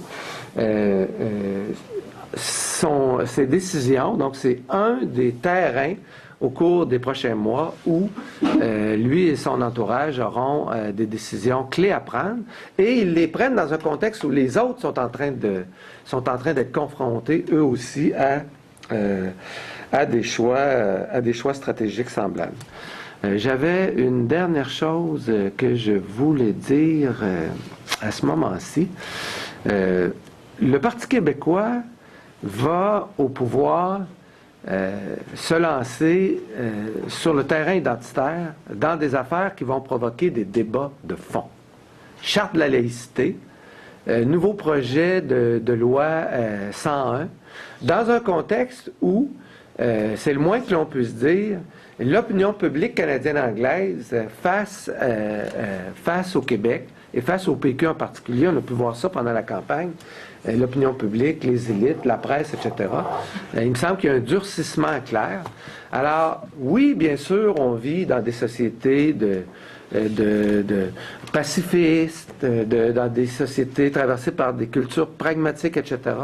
Mais il me semble qu'il y a un durcissement dans ce que j'appelle, moi, les rapports entre le projet national québécois dans ses diverses facettes et le projet national canadien. On assiste à un durcissement dont les résultats pourraient aussi être imprévisibles. Et donc, j'écarte pas totalement des vrais pourrissements dans les relations entre projet national québécois et projet national canadien, dépendamment du type d'initiative que le PQ au pouvoir va prendre au cours des 12 prochains mois. Merci beaucoup. Je sais que les panélistes auront encore des choses à dire, mais je vais ouvrir le débat à la salle, à savoir est-ce que ces questions-là, est-ce que vous auriez des questions ou des commentaires justement sur est-ce qu'il y a un monsieur ou un madame boule de cristal parmi nous qui pourrait nous dire ce qui va arriver peut-être au point de vue politique dans les quelques mois ou quelques années à venir ici au Québec? Est-ce que quelqu'un veut se lancer? Moi, j'ai une question ici. Oui, je vous en prie. Professeur Laforest, qu'est-ce que vous voulez dire par une politique axée sur la liberté, à la différence de l'identité? Je comprends ça, mais la liberté, j'étais pas... L'indépendance politique, la souveraineté politique, l'augmentation la plus forte possible de l'autogouvernement du Québec, la capacité de la société québécoise d'agir politiquement sur elle-même comme une communauté politique, dotée de tous les instruments d'une politique au sens fort du terme. Ça, j'appelle ça la politique de la liberté. Mais si je peux me permettre là, de rebondir sur ce que Guy disait tout à l'heure, est-ce que les Québécois hésiteront entre projet national québécois, projet national canadien? Moi, j'ai l'impression que c'est pas la question nécessairement que les Québécois se posent. Tous les Québécois ne se posent qu'une question. Enfin, peut-être pas tout, là, mais l'immense majorité des Québécois ne se posent qu'une question, le projet québécois. Et c'est dans ce contexte-là, dans le contexte du projet québécois, comment porter la société québécoise à s'épanouir davantage, que le cas échéant, la variable canadienne entre dans le jeu. J'espère que ce que Guy annonce est une possibilité, c'est-à-dire une opposition de plus en plus franche entre, d'un côté, une espèce de projet où l'idée d'identité est centrale et un autre projet où l'idée d'intérêt, de liberté est centrale. Moi, j'ai l'impression, et Guy, encore une fois, a avancé un terme ici qui est majeur et qui pourrait être un lieu de réconciliation précisément pour une très grande majorité des Québécois qui y croient beaucoup et qui ont peut-être voté comme ils ont voté lors des dernières élections pour l'exprimer, et c'est celui de responsabilité. Il est possible de trouver une position mitoyenne entre l'idée d'identité. Il n'y a pas aucun Québécois qui ne réagira pas à l'idée d'identité. Tout le monde croit en la langue française, tout le monde croit en cette culture, tout le monde croit en ce stock de références qui définissent notre culture. Personne n'est prêt à les abandonner. Donc, entre identité, bien sûr, mais aussi liberté. Pas dans le sens de néolibéralisme, bien sûr. Le Québec n'est pas une société néolibérale. Mais donc, une espèce d'entrelac, si vous voulez, de demi-mesure que pourrait peut-être incarner le principe de responsabilité, mais conjugué de manière soft, plutôt que hard. Il ne s'agit pas là, de retourner à une espèce de responsabilité en ce sens que tout ce qu'on fait, on en est imputable. Non, on n'est pas dans une société qui se meut dans cette perspective-là, mais responsabilité. Et j'ai l'impression, encore une fois, puis j'en finis là-dessus, que l'humeur populaire, que l'attitude populaire par rapport aux étudiants était précisément ça. Surtout quand on tient compte de ceux qui ne s'exprimaient pas. Hein, parce que de manière générale, on pouvait en arriver à la conclusion que les Québécois étaient plutôt d'accord avec les demandes étudiantes, mais ils étaient d'accord aussi avec le gouvernement pour hausser les droits de scolarité. C'était ça. Alors là, vous allez me dire, mais c'est une position un peu bizarre. Mais c'est justement ça, une espèce de position un peu responsable, en ce sens que, bien sûr, hein, puis on reprend une métaphore qui avait été mise sur le tapis par les étudiants eux-mêmes, on se comporte en bon père ou en bonne mère de famille, peu importe, c'est-à-dire qu'on ne cogne pas sur la tête de nos enfants. Hein? On ne cogne pas sur la tête de nos enfants. On les aime, nos enfants. Mais précisément, ces enfants-là doivent aussi... D'ailleurs, c'est une métaphore un peu boiteuse parce que les étudiants ne sont pas des enfants, après tout. C'est des adultes qui savent très bien utiliser le discours et protéger leurs propres intérêts. Hein? Parce que la société aurait pu dire que non, les droits de scolarité vont rester comme ça parce que le problème fondamental dans notre société, c'est pas d'aider les étudiants à l'université, c'est de mettre des sommes faramineuses dans l'éducation préscolaire et élémentaire, parce que c'est là qu'on perd ou qu'on gagne des jeunes. Hein? C'est ça qui est important. On aurait pu dire ça, ça aurait été super progressiste. J'entends Paul-Émile qui se rebelle ici, mais donc, l'idée de responsabilité peut être une espèce de concept raccommodant ou raccordeur entre l'idée d'identité, à laquelle tout le monde croit, en autant qu'elle ne s'exprime pas dans une radicalité, et l'idée de liberté, à laquelle cette société-là croit aussi, en autant qu'elle ne s'exprime pas dans une radicalité. Voulez-vous réagir? Écoutez, la formulation justement de bon père de famille était attribuée donc à un collègue, M. Bureau-Blouin, était vraiment une formulation malheureuse, puisque on a pu voir ce printemps, même après des manifestations monstres, une mobilisation de la jeunesse sans précédent. Je rappelle le 316 000 étudiants en grève le 22 avril, avec des niveaux de répression politique sans précédent, avec, au contraire, moi je pense aussi une surreprésentation d'intervenants, de tout acabit, d'éditoriaux ou d'animateurs de radio qui ont attaqué de toutes parts le mouvement étudiant, comme quoi on était des gens peu informés, peu construits, on était des enfants rois destinés à formuler une suite de demandes sans fin. Alors, je pense que la notion de responsabilité dans tout ça, elle a surtout été faite dans un cadre moralisateur destiné à, par justement un discours paternaliste, à remettre à la place les étudiants. Puis, je pense que la notion de responsabilité, on la doit à la société québécoise, mais je pense que si il y a bien un grand maître de la responsabilité, ça a été Jean Charest dans tous ses discours, de rappeler la responsabilité du gouvernement, de rappeler la responsabilité de l'État. Puis ça, finalement, je pense que c'est une adéquation directe au pari qu'il a fait lors des élections, c'est-à-dire le pari de la peur, du fait des tensions qui auraient pu augmenter avec la rentrée des classes. Donc, je ne partage pas cet avis-là que la responsabilité peut être un point de ralliement, puisqu'elle est déjà là, le lieu d'affrontement des forces politiques. Merci. Gilles Gagné avait une question, je pense, ou un commentaire.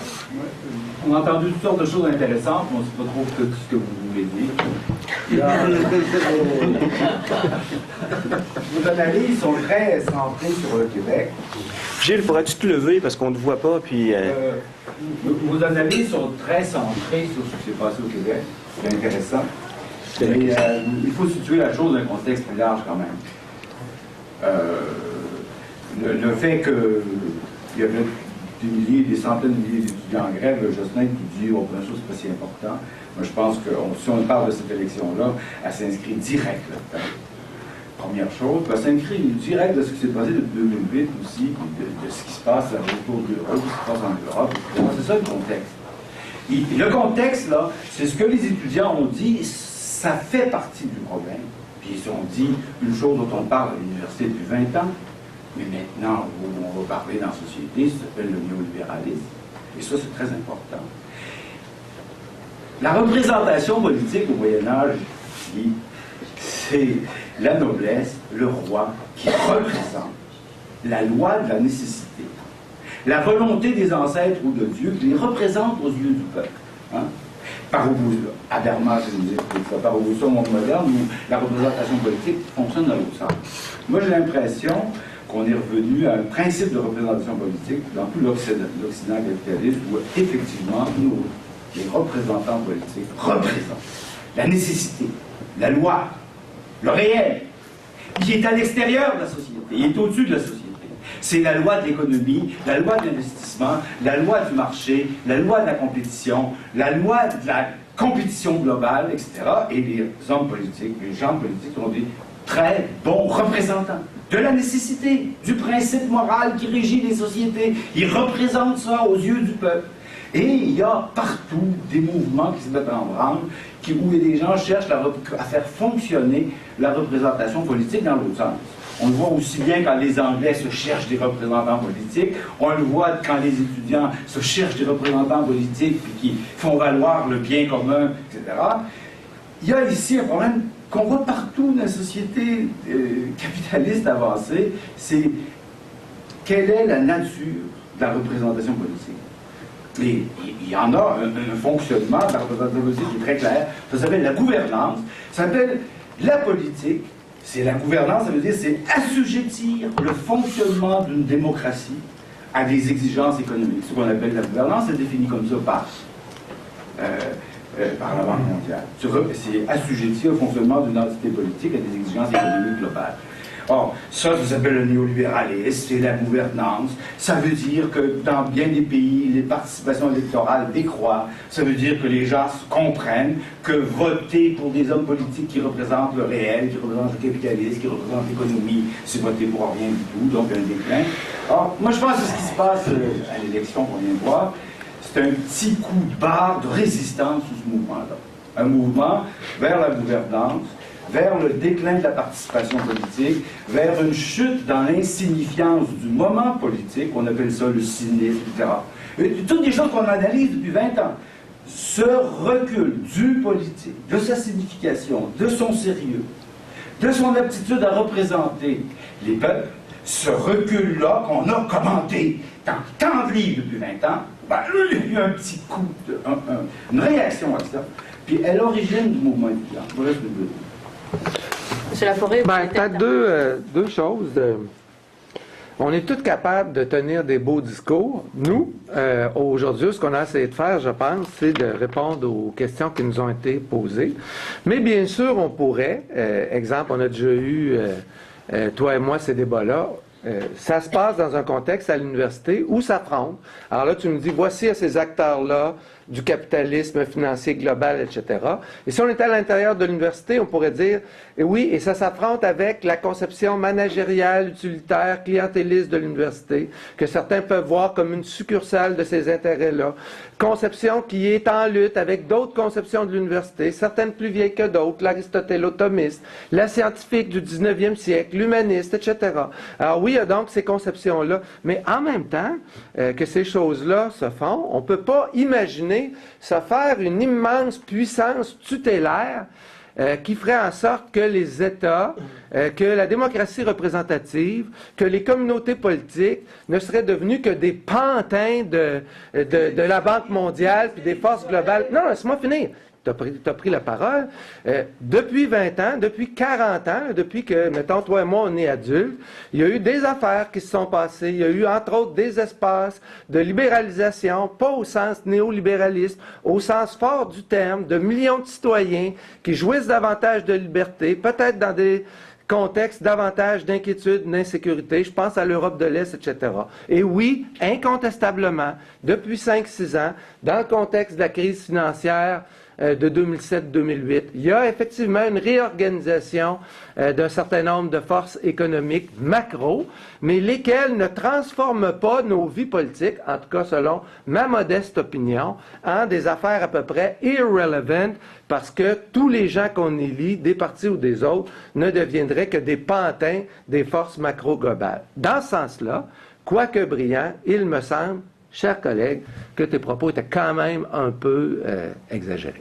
Mais pas tout à fait, parce que, si je peux me permettre, par rapport au printemps érable, ces discours-là ont été beaucoup repris par les étudiants. Et quand ils dénonçaient le fait que la hausse des frais de scolarité de façon extrêmement importante, ils ne dénonçaient pas seulement ça d'une façon, j'ai envie de dire, corporatiste. Ils parlaient aussi de la gestion de l'université, ils parlaient de la gouvernance, ils parlaient du fait que l'université investissait de plus en plus dans des outils pour aller chercher des clients étudiants. Donc, il en a été quand même beaucoup question. Oui, là, ils sont autour du influencés printemps. par des penseurs comme Gilles. Ben, pas juste quand même, là. Il y en a beaucoup, là, mais ils étaient, les 500 000 qui étaient dans la rue, ils n'étaient peut-être pas uniquement motivés par ce genre de choses, mais ça a fait énormément partie du discours. Et quand on a dit, quand M. Auger faisait la réponse par rapport aux éditoriaux ou aux chroniqueurs de la radio, pour pas les nommer ici, la radio privée à Québec, ou Richard Martineau, quand il parlait des bébés gâtés, il parlait de la tequila, hein, vous vous souvenez, là, ou de la sangria, je ne sais plus,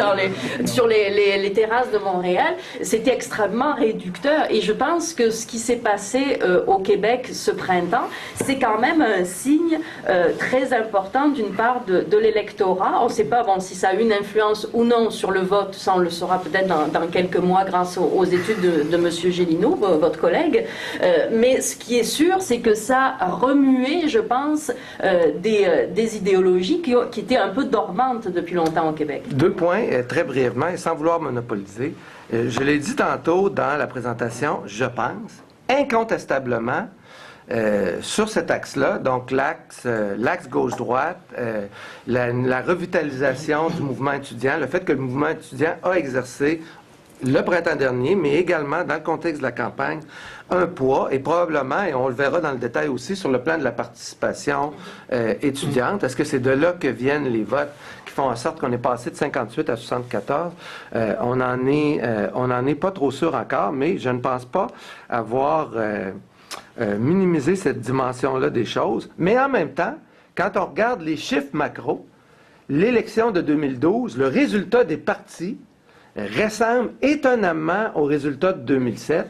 Donc, ma première impression, sans avoir vu le détail, c'est que oui, dans le débat d'idées, dans la manière dont s'établit le dialogue politique dans la société québécoise, ces thèmes-là, le rôle des étudiants, cela a incontestablement eu de l'influence. Cela continuera d'en avoir, on va voir le sommet dans les prochaines semaines, mais sur le plan macro, on en est encore, et il me semble que ça a un sens, dans un système de démocratie représentative où les uns et les autres, quand on se présente aux urnes, on ne doit pas le faire en pensant que la principale affaire qui est en train de se passer, c'est qu'on est des pantins du capitalisme financier global qui est là pour avoir notre peau. Je vais juste laisser réagir M. Auger qui avait ajouté.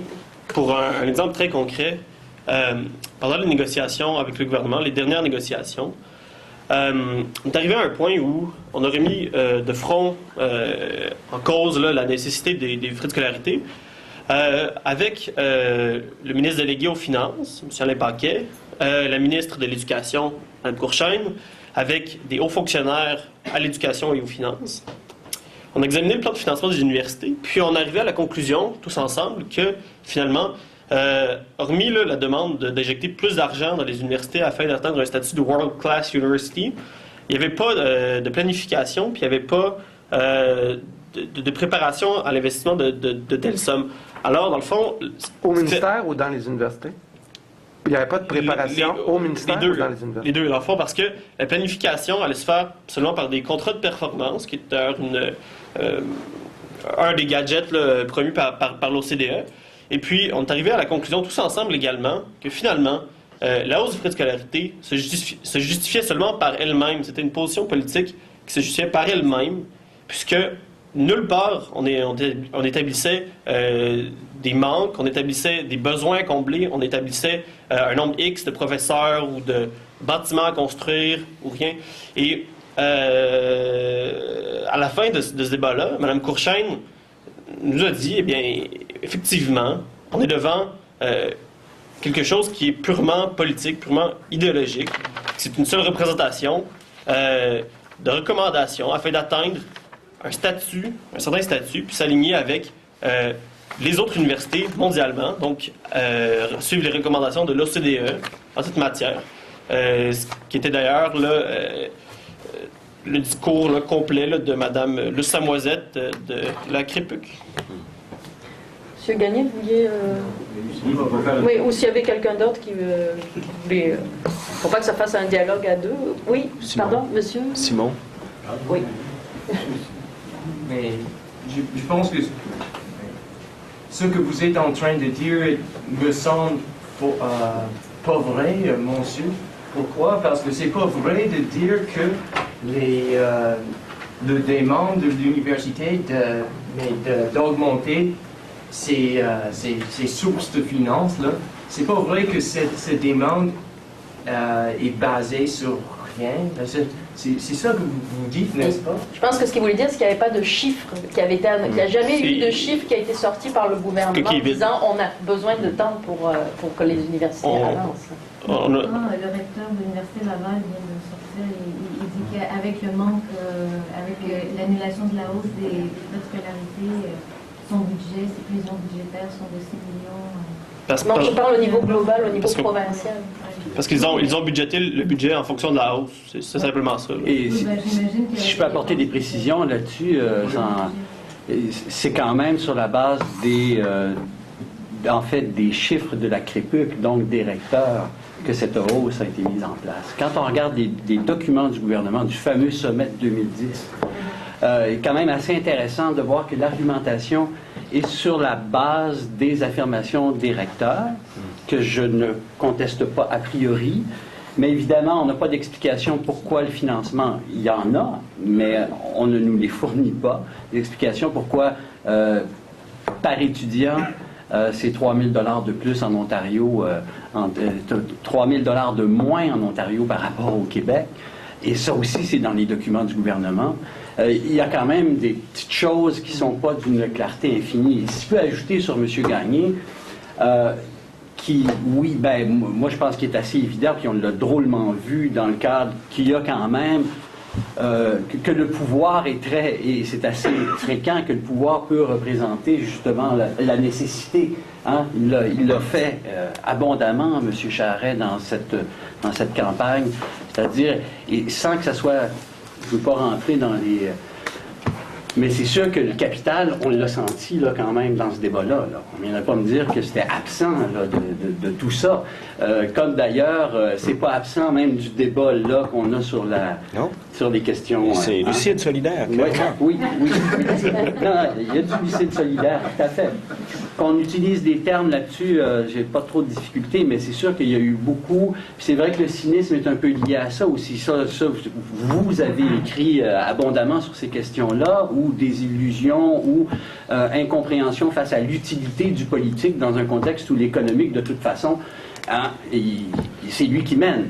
Qui que je nomme, qui que j'élise, c'est pas toujours vrai. On le voit avec le Parti québécois à qui on reproche de s'en aller vers la gauche et qui, justement, fait réagir là, quand même pas mal, puis pas juste sur les questions de fiscalité, mais aussi de ressources naturelles. Ça n'a pas été long de montrer ce gouvernement-là, particulièrement à gauche, etc. On verra bien. C'est sûr qu'il y avait un discours là-dedans qui a dérangé quand même du monde. Et est-ce que c'est à l'image, de ce capitalisme mondial, de cet ordre mondial? En tout cas, il y a des liens. L'ampleur de ces liens-là, je vous laisserai ça. Mais il y a un peu de réalité là-dedans. Et aussi surpris de voir jusqu'à quel point, quand même, il y avait une incompréhension chez beaucoup d'observateurs par rapport au mouvement étudiant. Combien de fois j'ai lu là que il faut pas céder, faut pas céder à la rue, une expression un peu méprisante. Mais moi aussi je vais pas mal quelque chose. Et parce que si on cède une fois, on va céder toujours. L'image du chaos qui pointe, ce genre de choses-là. Des fois, là, franchement, je me disais, où est-ce qu'on s'en va et qu'est-ce qu'ils regardent et est-ce qu'ils la connaissent, cette société-là? Okay. Société que je ne vois pas univoque par rapport. Cela dit, moi, je vois pas... Les Québécois, oui, ça existe, mais le comportement des Québécois, j'ai de la misère avec ça. C'est une société qui connaît les divisions. et qui vit des divisions. À ce moment-là, c'est pas un comportement qui va dans un sens. Les Québécois, par exemple, les Québécois, oui, ont élu un gouvernement minoritaire, mais ils n'ont pas choisi. Hein, on vote individuellement, là, rappelons-nous-en. On ne fait pas une sélection de dire qu'il est sage, le Québécois, il a élu un gouvernement péquiste minoritaire, donc il l'atteint. C'est pas. Je regrette. Moi, je ne vois pas ça comme ça. Et je ne vois pas non plus de sagesse grande là-dedans. Non, je vois une situation qui donne ce résultat-là. Oui, il y a des courants et tout ça, mais c'est ça. Là. Donc, notre sagesse de Québécois... Convient bien. Je sais que j'ai deux panélistes qui brûlent d'intervenir, mais monsieur avait levé la main depuis le petit moment. Simon aussi, Alexandre. En fait, je vais essayer d'être très bref, sachant que vous voulez répondre. Pour revenir à la campagne, puis à la surprise, qu'est-ce qui vous a donné dans la campagne? Moi, une chose qui m'a donné dans la table ronde, c'est qu'il n'y a pas un panéliste qui a parlé que c'était la première campagne 2.0. La première campagne sur Twitter. Ça, c'est un point qu'on a beaucoup fait état, on en a beaucoup parlé. À chaque jour dans les médias, on en parlait. On a ici un journaliste, des professeurs, un représentant étudiant, 3 rapports différents, on imagine, à Twitter, aux médias sociaux. Puis, j'en profite d'ayant la parole parce que je ne sais pas, pense pas pouvoir la chambre à un autre point, pour revenir sur la campagne même, parce qu'il implique. Moi, je me demandais, en fait, si ça vous avait surpris, vous quatre, de la présence, de l'importance de la Révolution tranquille dans les discours. Autant dans les débats des chefs, François Legault n'avait que Jean Lesage à la bouche face à Pauline Marois, face à Jean Charest. Autant le slogan « Maître chez nous » a été repris par le Parti québécois, par l'Option nationale et même par la CAQ. Autant tous les partis, PLQ, CAQ, Option nationale et Québec solidaire ont repris l'équipe du tonnerre. À quel point c'était très récurrent. Est-ce que ça vous a surpris, dans un sens, non seulement que ça soit très présent, mais que tous les partis l'aient utilisé? Ça, je me la garde, celle-là. Moi, je vais être très bref, Pascal, et je vais prendre l'initiative. D'abord, et je vais tenir ma promesse. L'Université continue. On fait un colloque sur la thématique de la laïcité, républicanisme, multiculturalisme, 5-6 octobre. Il y a des programmes ici. Vous pourrez les prendre à la sortie. Je vais donc juste répondre à la question sur la technologie. Très bon point. Je ne suis pas du tout un expert de ça. Je pense que parfois, il y a une espèce de fascination sur la technologie. Et je te ramène aux résultats. Ils sont extrêmement semblables à la campagne de 2007. La technologie a sans doute eu une influence, mais ce n'est pas une variable de fond. Cela a peut-être aidé à faire battre Jean Charest parce que les étudiants ont utilisé les médias sociaux dans le comté de Sherbrooke. Mais mis à part ça, moi, je ne vois pas d'influence globale sur la campagne majeure. Je vais y aller en deux volets, en fait. Premièrement, effectivement, c'est une campagne 2.0, on ne se cache pas. Mais je soulignais en même temps que 2007, justement, M. Laforêt faisait référence, il y avait une tentative, notamment par le Parti québécois, de faire une campagne électronique, de faire une campagne 2.0. 2012, Twitter est beaucoup plus utilisé, beaucoup plus crédible également. Moi, je suis certain que ça fait une différence. Je suis certain que ça a apporté une plus-value. Par contre, ça amène vraiment une grosse distorsion là, dans le discours, puis c'est très limité. Puis beaucoup d'autres réseaux sociaux sont utilisés comme publicité uniquement. Quant à la référence sur la Révolution tranquille, à la fois comme référent, mais même comme parallèle avec ce printemps. Peu après les négociations, j'ai parlé à M. Parizeau, puis il m'a confié, il est très résistant là-dessus, sur justement les parallèles avec la Révolution tranquille, puis pas nécessairement les résultats de la chose, mais sur l'effervescence qui y régnait. Puis, pour beaucoup, même pour les étudiants, nous autres même, on avait des gens justement qui écrivaient sur leur pancarte « Maître chez nous », des références directes à la Révolution tranquille également. Donc, je pense qu'il y a un parallèle dans l'effervescence au moins avec ça. Oui, Révolution tranquille, écoutez, c'est clair que c'est une icône fondamentale sur laquelle s'est élevé le Québec moderne. C'est pas à vous que je vais apprendre ça, d'une part. Et je pense que les chefs des 3 partis ont surtout pris note de la culbute de Jean Charest au début des années 2000, quand il avait voulu remettre en cause certains acquis de la Révolution tranquille. Hein, les gens ont appris qu'on ne remet pas en cause des acquis. En tout cas, si on le fait, on le dit surtout pas, pour que ça passe sans doute. Mais pour revenir à ce que Michel disait tout à l'heure, c'est bien sûr qu'il n'y a pas un acteur collectif qui s'appelle le Québécois et qui vote dans une grande sagesse en ne pensant qu'à lui-même. Mais j'ai été surpris de voir à quel point, depuis quelque temps, les spécialistes de l'analyse politique ont fait ressortir à quel point l'idée de vote stratégique pouvait avoir quand même une assez bonne influence. Moi, ça m'a surpris parce que, justement, vote stratégique, il faut faire attention. On a l'impression tout à coup de retrouver quelqu'un qui, collectivement, sera conscient de ses votes. Mais, enfin, l'idée, je ne sais pas s'ils ont raison ou s'ils ont tort, mais je pense que ce n'est pas une variable qu'on peut discarter aussi facilement que ça. Ce qui est sûr, par ailleurs, et là, vous avez absolument raison, c'est de dire que la société québécoise, elle est divisée. Elle n'est pas divisée dans des radicalités absolument non rejoignables, mais il y a des divisions. On l'a vu s'exprimer par le vote.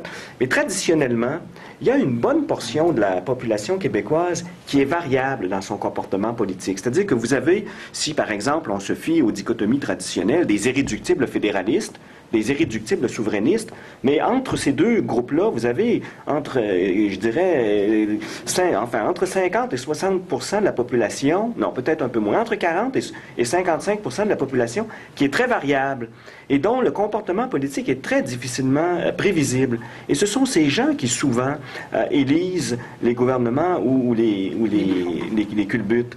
Et là, Guy disait tout à l'heure que les indécis étaient les grands perdants de cette élection-là, c'est-à-dire qu'apparemment que leur vote n'avait pas pu être décisif, peut-être pour une fois. En même temps, bon, c'est une hypothèse qui peut être soutenue, mais on pourrait penser aussi que le fait qu'il y ait pratiquement 3 blocs de 30%, montre à quel point les indécis se sont littéralement divisés entre deux groupes. Moi, je parlais des abstentionnistes. Des abstentionnistes. Et non pas des les abstentionnistes comptaient pour 20% les de la abstentionnistes, c'est 26 pour ceux qui se sont abstenus, qui n'ont pas voté, c'est 26 de la population. En 2000... Là, maintenant, 74 des gens ont voté, il y en a 26 qui n'ont pas voté. Il nous reste environ 5 minutes. Oui, pardon. Permettez-moi, je suis désolé. Je vais juste un petit mot sur le 2.0 parce que j'y étais un peu, je tournais autour de ça. Oui. Je lis Twitter, j'interviens pas, je suis pas un gros émetteur, mais à l'occasion. Je fais un peu de blog et tout ça, très peu Facebook, mais je savais ce qui se passait un peu quand même. Moi, je dirais, c'est la première vraie campagne, mais c'est la première. L'importance de ça, je pense que ça va changer quelque chose. Ça a commencé à changer quelque chose, mais je pense que oui, ça va changer, mais là, je suis pas sûr que ça a eu un gros impact. Que c'est sûr, on a vu des François Legault qui, lui, s'est dit pas cher, Twitter, pas compliqué, je peux être présent, je peux parler à plein de monde. Quoique il n'a pas tant d'abonnés que ça, là, peut-être 15-20 000 maintenant, c'est quand même pas mal, mais bon, ça demeure. C'est pas Madonna. C'est ça, exactement. Alors, je dirais, oui, un début. Et pour la Révolution tranquille, d'une part, il y a un peu l'Eldorado, la nostalgie, un peu l'Eldorado politique, même si ces nostalgies-là ne correspondent rarement à la réalité. Il reste que des éléments de ça qui peuvent être utiles à des partis politiques pour souligner comme l'allusion de François Legault à Jean Lesage, c'est une façon de dire « Regardez comment le Parti libéral n'est plus ce qu'il était. Et voilà, on va les utiliser à différentes choses. C'est pas seulement dans le sens de ce qu'a amené la Révolution tranquille, mais des images et des symboles qui peuvent être utiles à tout un chacun. Est-ce qu'il y aurait une dernière question? Oui. Oui, on a vu durant la campagne, probablement on n'a pas beaucoup parlé de réforme du fédéralisme, etc. On dirait quasiment quand la CAQ et la PLQ, il y a une course à celui qui est le plus fédéraliste que l'autre. Je voudrais savoir, est-ce qu'on a assisté à la mort de l'idée de réforme du fédéralisme? Écoute, c'est une drôle de question, je veux dire. Je n'étais pas préparé pour cette question-là. Si on regarde, dans le fond, l'état des relations Québec-Canada, comment ça marche, là, puis regarde, on est à la fin de la table ronde. Entre les leaders de gouvernement, en tout cas sous Jean Charest 2008 et Harper depuis 2008, il y avait à peu près 0 dialogue. C'est-à-dire que le dialogue est absolument limité. Il est très clair que les Québécois sont dans le cabinet Harper et dans l'entourage de M. Harper dans la position de faiblesse la plus grande depuis des décennies. En même temps, sur le plan des revendications des partis politiques dits fédéralistes, les revendications étaient à peu près absentes. Donc ça, de ce point de vue-là, c'est clair que c'est pas l'industrie, c'est pas l'industrie la plus florissante en ville. L'industrie de l'identité est plus florissante, mais en même temps, on peut pas écarter la possibilité des radicalisations de l'opinion publique. Moi, je n'écarte pas la possibilité de radicalisation de l'opinion publique dans un contexte où les initiatives peuvent venir de différentes sources. La péréquation, le fait que, vu de l'extérieur du Québec, une partie importante du modèle social québécois est payée par l'extérieur du Québec. Okay. Donc ça, avec un gouvernement du Parti québécois au pouvoir, dans un contexte où dans les 2-3 prochaines années vont se renégocier les accords sur la péréquation, sur le déséquilibre fiscal, sur la santé, etc., il peut y avoir comment va réagir, comment va s'exprimer la politique identitaire du PQ, comment l'extérieur du Québec va réagir à ça. Donc moi, j'écarte pas des scénarios de pourrissement qui pourraient amener. Mais pour finir sur une image forte, en Écosse, en Catalogne ou au Québec, Pauline Marois a déjà parlé de turbulence. Okay? De turbulence. La question, tout le monde ici, on peut se la poser, là. Vous êtes en faveur de la souveraineté du Québec?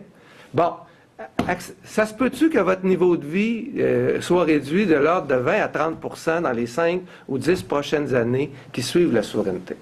Bien, si c'est le jour où il y aura, ou dans les sondages, des partis comme le PQ ou d'autres vont voir que les étudiants du Québec sont prêts à accepter une augmentation de 30 % des frais de scolarité, que les profs d'université sont prêts à accepter une diminution de leur salaire, de leur niveau de vie, etc., bien, ce jour-là, il va peut-être y avoir davantage d'initiatives radicales sur l'axe Québec-Canada. Mais on n'en est pas là. On n'en est pas là. C'est ça mon point. Moi, j'ai l'impression que le débat, il est fermé, là, présentement, parce qu'il repose sur deux piliers. D'un côté, l'idée de deux nations fondatrices et de l'autre, l'idée d'une égalité des provinces. Si tant est qu'il y a une majorité de Québécois qui veulent rester partie prenante du Canada et donc jouer le jeu du fédéralisme, ils devront, à mon avis, accepter le fait qu'on constitue une minorité. Et dans ce contexte-là, une majorité, selon certains principes libéraux, non pas néolibéraux, mais libéraux, une majorité respecte aussi les intérêts de sa minorité. Ce qui pourrait ouvrir, pragmatiquement, l'idée du fédéralisme asymétrique.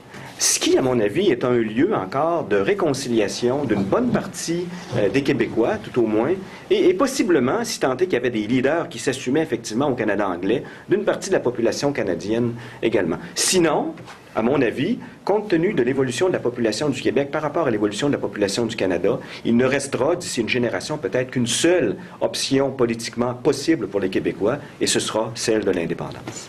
Je vais juste finir avec monsieur Cruel, là, mais monsieur avait une dernière question. Oui, moi je pense que on assiste dans tous ces partis ici là, à une opposition entre deux grandes idées, l'équité et l'égalité d'un côté, et puis le juste et le raisonnable vis-à-vis le bien de l'autre. Donc deux couples d'opposition. Et le parti qui va l'emporter, c'est celui qui va donner priorité à l'équité et au juste et au raisonnable. Pour la raison suivante. Je vais d'abord situer le portrait, là. Il y a les grandes idées, disons, idéalistes qui s'opposent ici, c'est le bien au sens large du terme, par Québec solidaire. On veut une société juste, équitable, etc., féministe, bon, tous les qualificatifs, là, c'est l'idéal prôné par Québec solidaire. Du côté de la CAQ, il y a un autre idéal, c'est celui de la liberté aussi, et le moins de contraintes, etc. Bon. Et les recherches sociologiques contemporaines montrent que la population, là je me situe du côté des acteurs, non pas du côté des grands systèmes sociaux dont on a parlé tout à l'heure, mais du côté des acteurs, du côté de vous et moi. Les recherches sociologiques montrent que les gens ne donnent pas priorité à l'égalité, dans le premier couple que j'ai évoqué, et ne donnent pas priorité au bien, et aux grands idéaux dans le deuxième couple que j'ai évoqué. Les gens donnent très manifestement, dans des enquêtes internationales, dans différents contextes, très majoritairement, priorité à l'équité par rapport à l'égalité et au juste et au raisonnable d'un côté par rapport aux grands idéaux, disons, que j'appelle le bien ici. Lisez le très beau livre de Maxime Parodi et Michel Forcé, dans la collection Sociologie du PUF, là, La priorité du juste. Et on a une très belle illustration de ceci. Alors, si on revient aux frais de scolarité, par exemple, moi je pense qu'il y a un grand accord dans la population à trouver une solution équitable. Une solution équitable et non pas à trouver la solution égalitaire au sens le plus noble du terme qui est prôné par le mouvement étudiant. C'est en ce sens que, probablement, l'indexation au coût de la vie va être la solution qui va emporter l'adhésion de la plus grande partie de la population de ce moment. Et donc, le parti qui va jouer la carte de l'équité par opposition à une égalité absolue va l'emporter. Et le parti qui va jouer la carte de ce qui est juste et raisonnable par rapport aux grands idéaux va aussi l'emporter. Et de ce point de vue-là, eh bien, le Parti québécois en ce moment est en train de se mouvoir un peu vers la gauche, du côté du pôle de égalité, des grands idéaux, etc. Et moi, je pense que c'est un choix qui est risqué, qui est très risqué pour lui, pour le Parti québécois. Et probablement que les débats internes dont vous avez parlé vont ramener les options du parti vers les deux premiers termes du pôle des deux oppositions que j'ai mentionnées. Et à mon avis, c'est à cette condition que le PQ va gagner ces prochaines élections. Et la CAQ aussi, si elle ne fait pas ce mouvement de revoir ses options du côté du pôle que j'ai mentionné dans lequel elle se situe, elle-même va courir à l'échec à ce moment-là. Par contre, la condition de gagner pour tous ces partis, et c'est là-dessus que ça va jouer dans les prochaines années, c'est précisément les choix qui vont être faits dans chacun de ces deux pôles-là. Et attention, si j'étais conseiller de ces partis-là, je leur dirais, lisez un peu les recherches sociologiques, là, regardez et vous allez avoir des orientations politiques très claires qui vont vous mener au succès. J'ai trouvé une formule à un moment donné, a little less tweeting, a little more thinking. Or reading. Ben, merci beaucoup sur ces belles paroles. Merci beaucoup de votre participation.